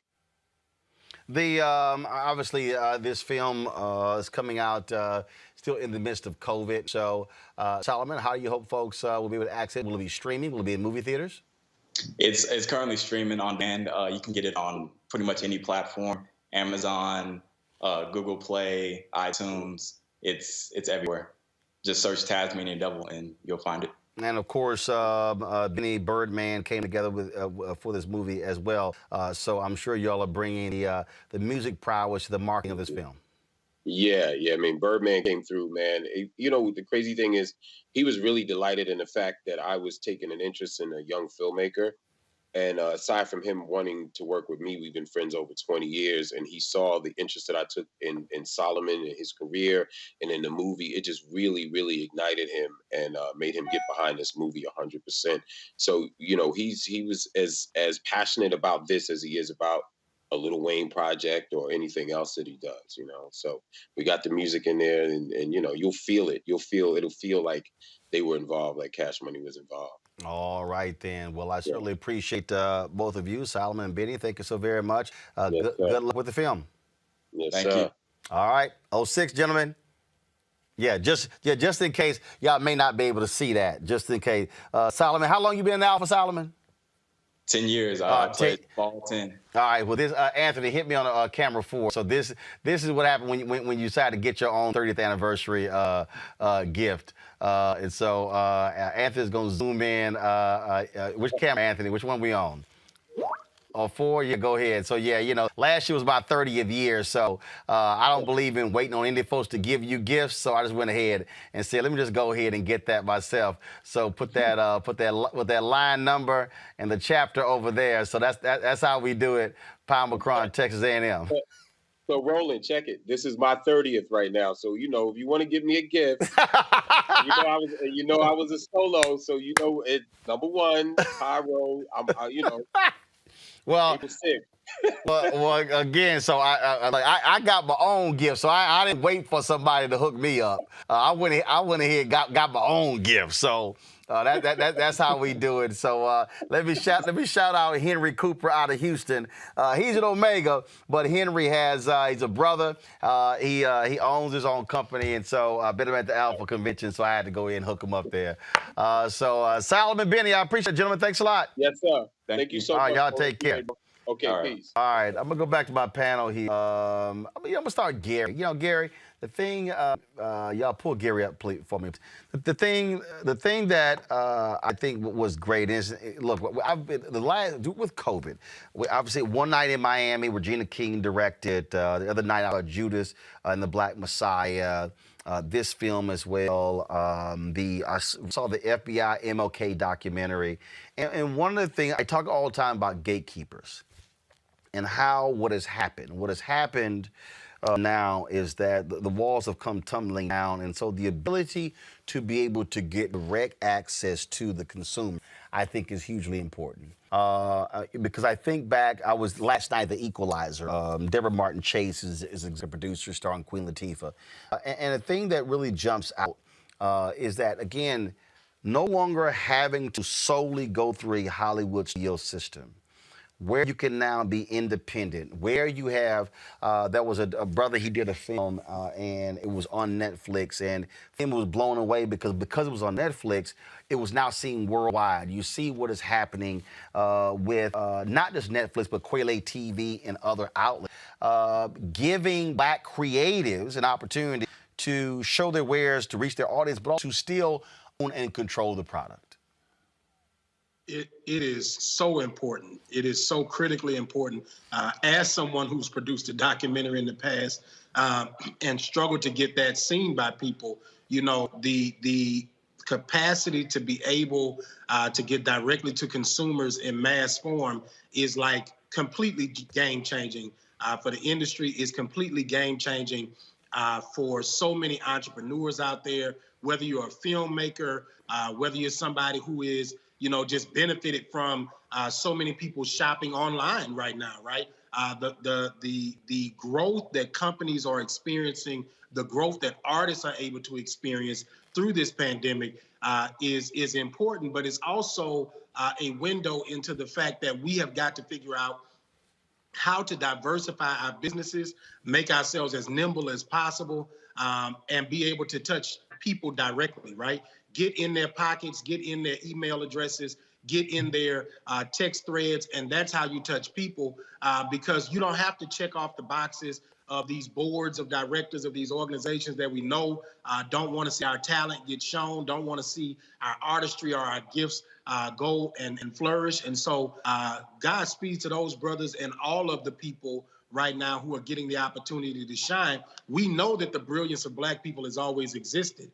Now, because of the streaming mechanisms that exist, it's easier for them to get that brilliance in people's homes. And the thing is, Julian, Gary mentioned, documentary, and as a result of having so many far more options, we've seen an explosion, if you will, of documentaries being done because there's an appetite, and not just that, the Black consumer consuming more podcasts, things along those lines. And so, I mean, the same thing, the success that we actually have, even with this digital show, what is happening is Black consumers and others are saying, we're not getting what we want or what we need from MSNBC, from CNN, from Fox News, from ABC, NBC, CBS. I saw where ABC put this announcement out. They're doing this news magazine show for 6 weeks. I got the email, and the thing that struck me was it's damn near all entertainment. And I'm like, look, we got enough of that. But again, having the outlets, having the ability to reach far more people, and in this case, as he said, on demand, you can go right to it, and you're not. So even if you don't even have HBO or Showtime, you now can access the content. You know, Roland, the thing about COVID that's been fascinating is how nimble, to use Gary's words, people have been. How people have taken this medium, the streaming, all of that, and adapted it to their needs and to their programs. The good thing about it, certainly, is that you don't have to go through the gatekeepers. Nobody has to green light your film. The market, supply and demand, will say whether your piece is worth watching or not. The word gets out, do people watch it or not? And what are their feedback? So it's an exciting time for entertainment. But let me say this, this is Black History Month. And I just sit up and crack up at all these mainstream networks who have all these little commercials. Well, it's Black History Month. We celebrate Black people. We celebrate Black excellence. Well, how come they're not on your air? You know, hold on. By the way, the commercial that you see are on mainstream because they're not doing any ads with Black media. Okay, I don't. No, you're not seeing. I mean, I can tell you that right now. In fact, it's been quite interesting how doing again. So what they are, you're seeing how what they're doing is they're driving more of those dollars to mainstream media. Because now mainstream media now, black is now profitable. Black is now it. That's why you're seeing so many media companies doing black target content. But I keep explaining to folk, you got to be real careful of what's black targeted content and black owned content. There is a difference. And black creative content, because some of the stuff that these people produce is garbage. I mean, with all due respect, or not. I mean, I'm thinking, where are the documentaries about Maggie Lena Walker? I saw that mess on Netflix about Madam C.J. Walker. They took it so out of context. Her great-grand Aaliyah Bundles was said, there was no light-skin, dark-skin thing going on. They just did that for drama. Got it. But there's so many stories. What about Marcus Garvey? How come we can't have a Marcus Garvey documentary? But again, the thing that I keep explaining to folks when it comes to resources, Avis, is that when you don't get the advertising dollars, you cannot greenlight the projects. When you can't greenlight the projects, then it's not there. And that is one of the fundamental issues that we have. When you're frozen out of the media dollars, we do not have the ability to actually build and grow. And for all the people out there who say, man, we need to stop sitting here worrying about white folks, build it yourself. Again, I say to those very people, are you right now supporting black media? Like I had a guy the other day, was sitting there talking about how this sister needs to start her own deal. And I asked him, are you a supporter of Roland Martin Unfiltered? He said, no. I said, so your ass freeloading. I said, so you trying to tell somebody they need to start it for free? I said, but the problem is, what's going to happen when she starts it, but then you don't financially support it? So you can't tell folk to start something, but then you don't want to support it. But you'll be sure to use your dollars supporting somebody else that's not black. Avis, go ahead. That's exactly right. I mean, if we want to have representation, if we want to have institutions that reflect us, that tell our stories, and even our anchor institutions, if we want them to not be dependent on corporate dollars, guess what? That means we need to cough up more dollars, okay? But the overall nature of this particular movie and what it shows, to me, once again, is how we are shifting, generally speaking, in terms of our viewer habits. And so if you have the ability and if you have the desire and if you have the creativity to develop your own film, your own show, then you do have more opportunity really than ever to not have to go through the few limited, largely white gatekeepers that's related to Hollywood, that's related to the traditional media to get it out there. I myself am working on a new streaming option for Black people myself. And absolutely, fundraising is a challenge. But the bottom line is if that's what's necessary, it's going to be what's necessary, because at the end of the day, it's very important to me that it's authentic, that it reflects our needs, and that it is something that is made by us, for us. And that's really what we need more of today. And for folks who say there's no, oh my goodness, you really have a black streaming service. Actually, you do. I feature the folks called Quayle TV. I feature them on my TV One show, and so they're out there. So be sure to check them out. Check out their app if you can, because they are again one of the service out there providing the kind of content in KWELI TV. All right, folks, we have, of course, everybody. Actually, I'm going to a break real quick. I'm going to go to the break. When we come back, we're going to talk with a book author about her book, a new book on the issue of race. So this is Cube Ali Sadiq. I want to hear what Ali Sadiq had to say. We had that clip. So get that clip ready. I'll play that clip. Then we're going to Celebrity Drops, and then we're going to Roland Martin Unfiltered back in a moment. I grew up wanting a lot of activities in my neighborhood that was in close proximity. You know, my mom wasn't always there, so I didn't always have a ride to places. And, you know, you want to be able to walk down the street and get to something that's some food for your soul in your community. You know, I relish, the days of being in Clarksdale, Mississippi, and when I had to go out there and live with my people, they had actually black. Hey, what's up? This is Marlon Wayans. No, it's not Keenan. No, or as some of y'all say, Clignon. No, it's not Damien. It's really it's not Damon, because I do not have a bald head. It's one of the weigh-ins. It's not Winans, because they have been coming up to go, hey, how you doing? I love the Winans. There's no BB and no CC in this family. There's Kiki and Damon. So I am one of them Wayans brothers, or as you may want to call fraternity population. There's the Chinese, and then there's the Wayans. There's so many of us. 7 Wayanses was born during this drop. So you are watching my man Roland Martin, who really is swagged out. I want to give a big shout out to my man Roland Martin, because he inspired the generation. He's the one that got Al Sharpton in the gym doing selfies. He got at Reverend Al was like, oh, I see Roland trying to look like he got a little 2-pack. I'm going to get him one better. He's the one that got Al doing the one-handed almost push-up on the desk.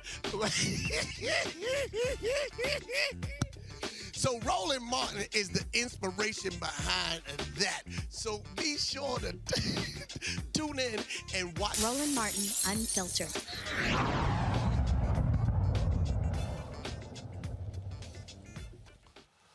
My next guest, Heather McGhee. She is the author of the book, The Sum of Us, What Racism Cost Everyone and How We Can Prosper Together.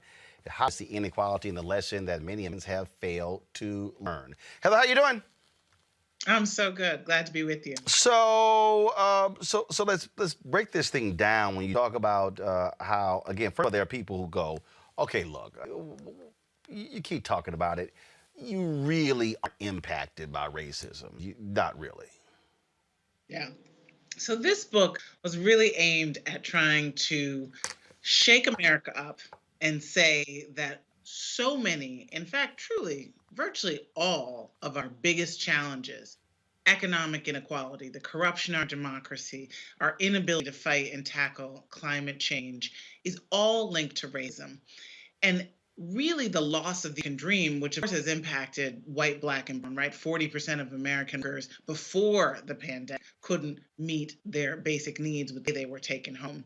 And that didn't use case. And so, everyone is asking, what happened? Was it the immigrants' fault? Was it the black folks' fault? That's the answer from the right wing. But what I found in a journey across the country, talking to hundreds of people and doing my own economic research, was that racism was driving country's dysfunction at its root.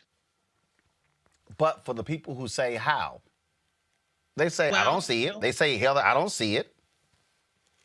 Well, here's one of the many ways. Take this story that I certainly grew up with, that I'm sure you have your own experience with, Roland, that's really at the heart of the book, which is the story of when towns across the country, and not just in the South, decided to drain their public swimming pools rather than integrate them.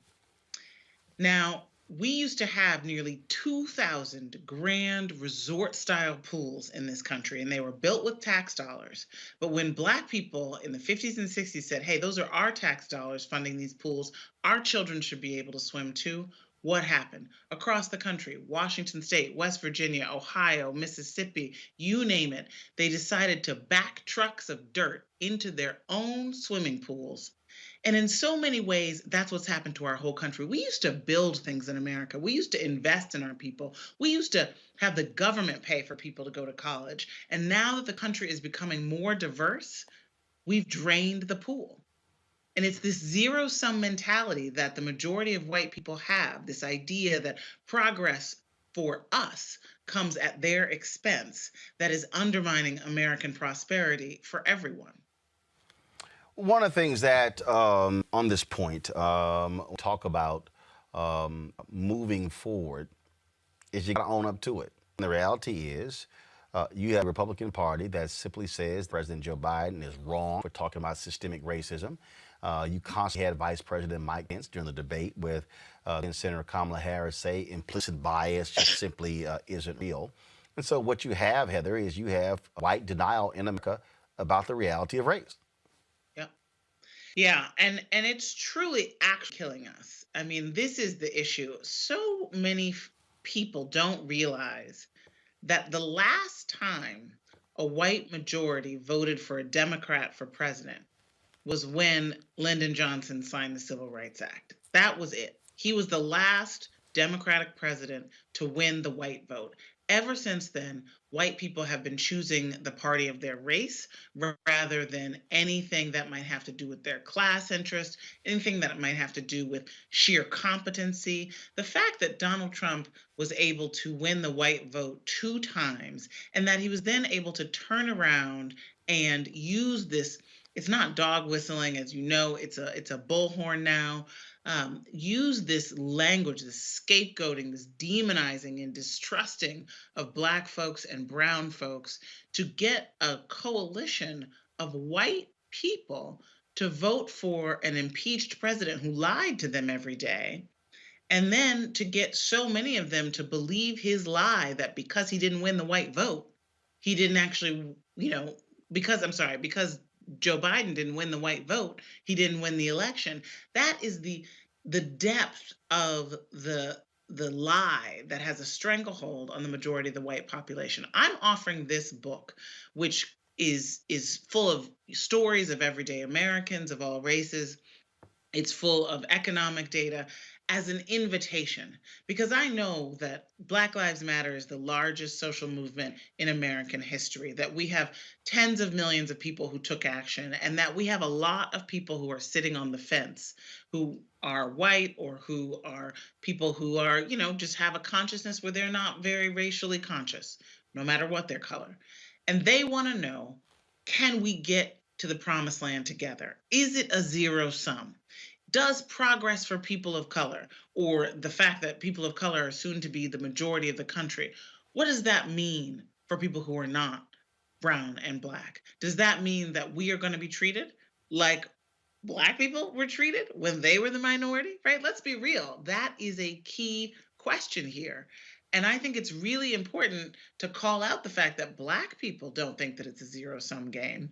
This is a lie that corporate elites have fed to white people generation after generation, that they need to play defense against our progress, even if it means stifling their own progress. Questions from panel. I'll start with you, Avis Jones-Weaver, for Heather McGhee. Hi, Heather. It is wonderful to see you. Congratulations on the book. I would love to be able to get your perspective on this notion of healing. It is a pet peeve of mine, to continue to see people want to skip over the truth part, right? Skip over the reconciliation part and go straight to healing. With the research that you've gone through and developed in your book, when it comes to solutions, what would you say about this concept that really we just need to forget all that and go straight to healing? If it's not the case, then what should we do instead?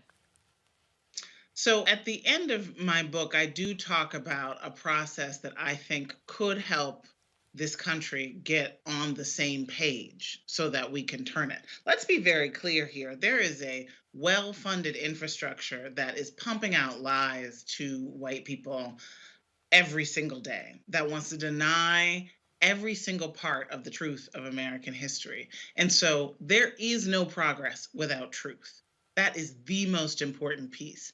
I would say, frankly, there's no such thing as reconciliation in America. Reconciliation means coming back together after you have been pulled apart. Our country was born apart. Our country was born on the lie of the hierarchy of human value. There's no reconciling, right? This is actually a country that needs to be transformed. And so do I think that there is a wound in every American soul from the torture, the rape, the lying, the corruption, the distortion, the projection that white supremacy wreaks on everyone who is anywhere near it? Yes. Do I think that needs to be healed? Yes. And do you know what the first part of healing, any doctor would say, is? It's the diagnosis. You have to diagnose the problem. So no, there is no skipping over the truth part before you get to the healing. But I agree that there's no progress truly without a transformation of our people, because this lie that white people are superior to everybody else is old, it serves a purpose, it is sold for profit, and until we uproot it, this country will never, ever fulfill its promise. Julian, your question for Heather McGhee. Heather, first of all, congratulations on the book and on your work. I know it was a riveting trip around the country to talk to people. I'm interested in what you learned about white people's perception of reparations. I serve on the National African American Reparations Commission. HR 40 is being discussed. But you had a resistance from white people who say things like, well, I never had any slaves. Well, you have to. Enslaved people built the foundation of this country. But when you talk to people of all races, what are people saying back to you about reparations? Such a good question. Because, one person could read at least, the title of my book and say, well, if racism costs everyone, then we shouldn't have any reparations because it doesn't particularly cost Black people. Well, I am not sitting here as the descendant of enslaved people and people who were denied housing and education and safety from lynch mobs saying that the ledger is anywhere near equal. And I have a full-throated call for reparations in my recommendations in the book. The thing that I hear the most from white people is it's this zero sum, right? $1 in your pocket means $1 less in mine. This is the worldview that they've been sold. And so what I think is important to educate people about is that government did the segregating, did the enslaving, did the stripping of wealth. And government, which we all fund and support, should be the one to pay reparations. So there's this idea that every white person with a Black neighbor is going to suddenly have to go next door and write somebody a check, when that is not what is going to happen. And I say going to happen because I do believe it's going to happen. I do believe that you cannot have a society that is built with so much racism in its economic policy. And that is really what I try to drive home in every single chapter of my book. I talk about the financial crisis. I talk about our resistance to acting on climate change. I talk about the costs of segregation. I talk about the way racism has been a weapon to divide people from collective bargaining and labor unions. I talk about public education, all of the different ways that racism has held the pen as we have written the laws in this country.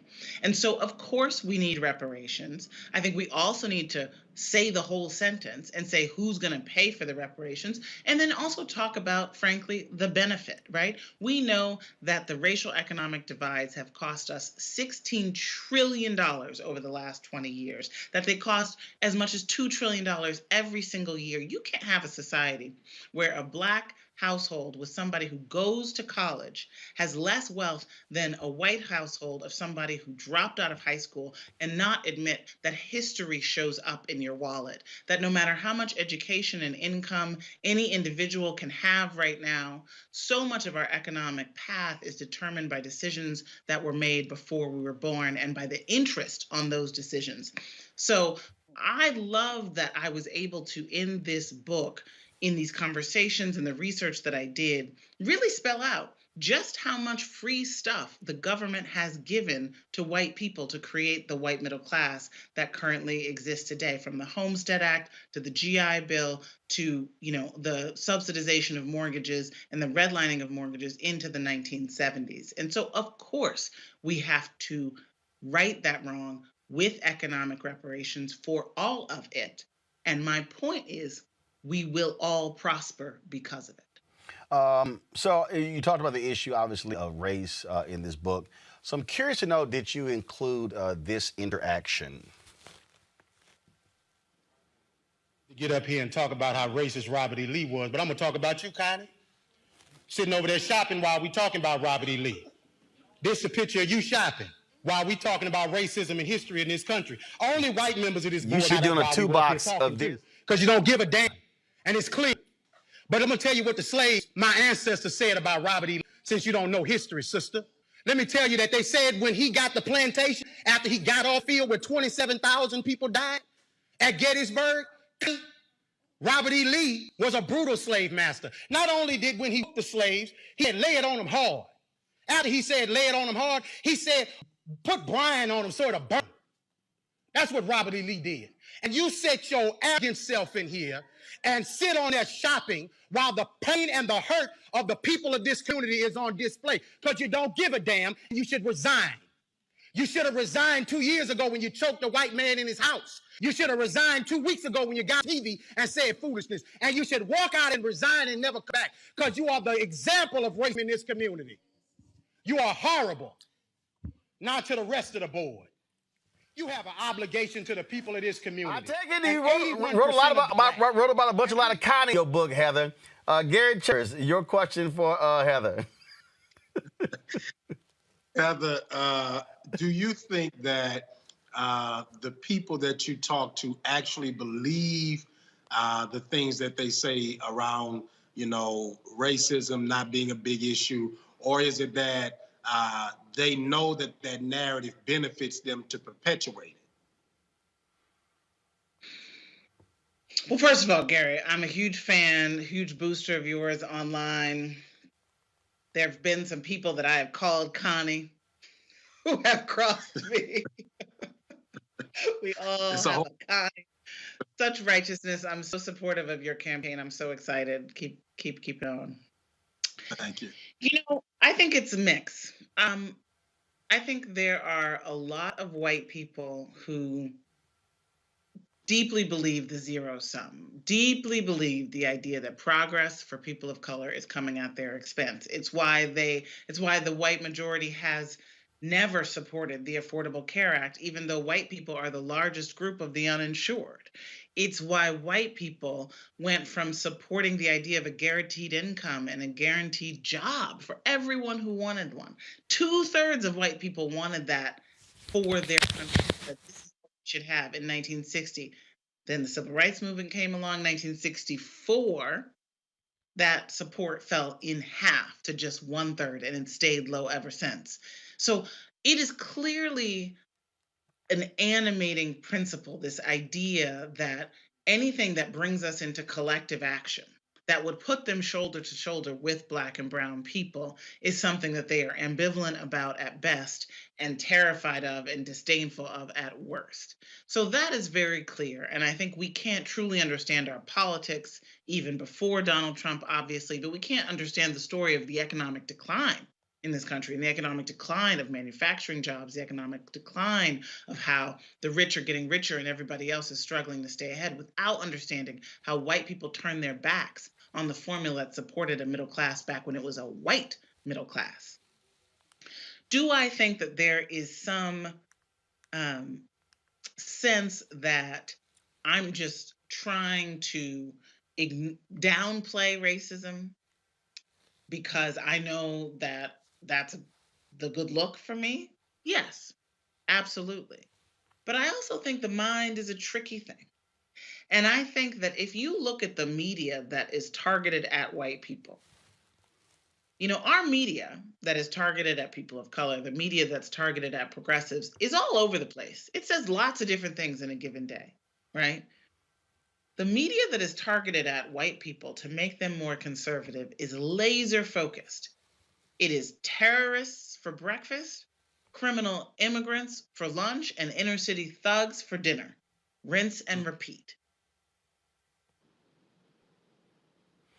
Well, that will not change because that is exactly their formula for success, and that's how you see them continue what they're doing. Y'all, the book is called The Sum of Us, What Racism Cost Everyone and How We Can Prosper by Heather McGhee. We certainly appreciate it. Thanks a lot.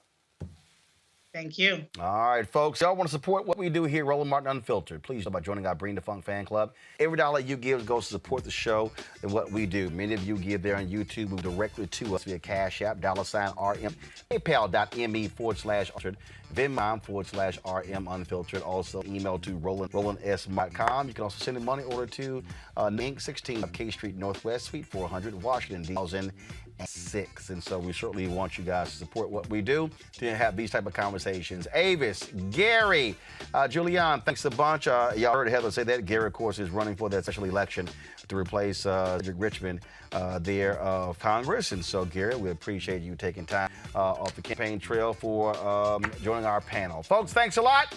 I shall see you tomorrow right here on Roland Unfiltered. Of course, Claflin, I'm rocking their shirt. So I told y'all all the HBCUs. I only rock HBCU gear in the show that I've actually spoken to, visited. And so shout out to the folks at Claflin who sent me this cool sweatshirt as well. I won it before, but it was President's Day, so they don't have the damn air, the air building, so it's kind of cold. So this is a thick sweatshirt they sent a brother, and so shout out to Claflin. All right, folks, I'll see y'all tomorrow. Holla!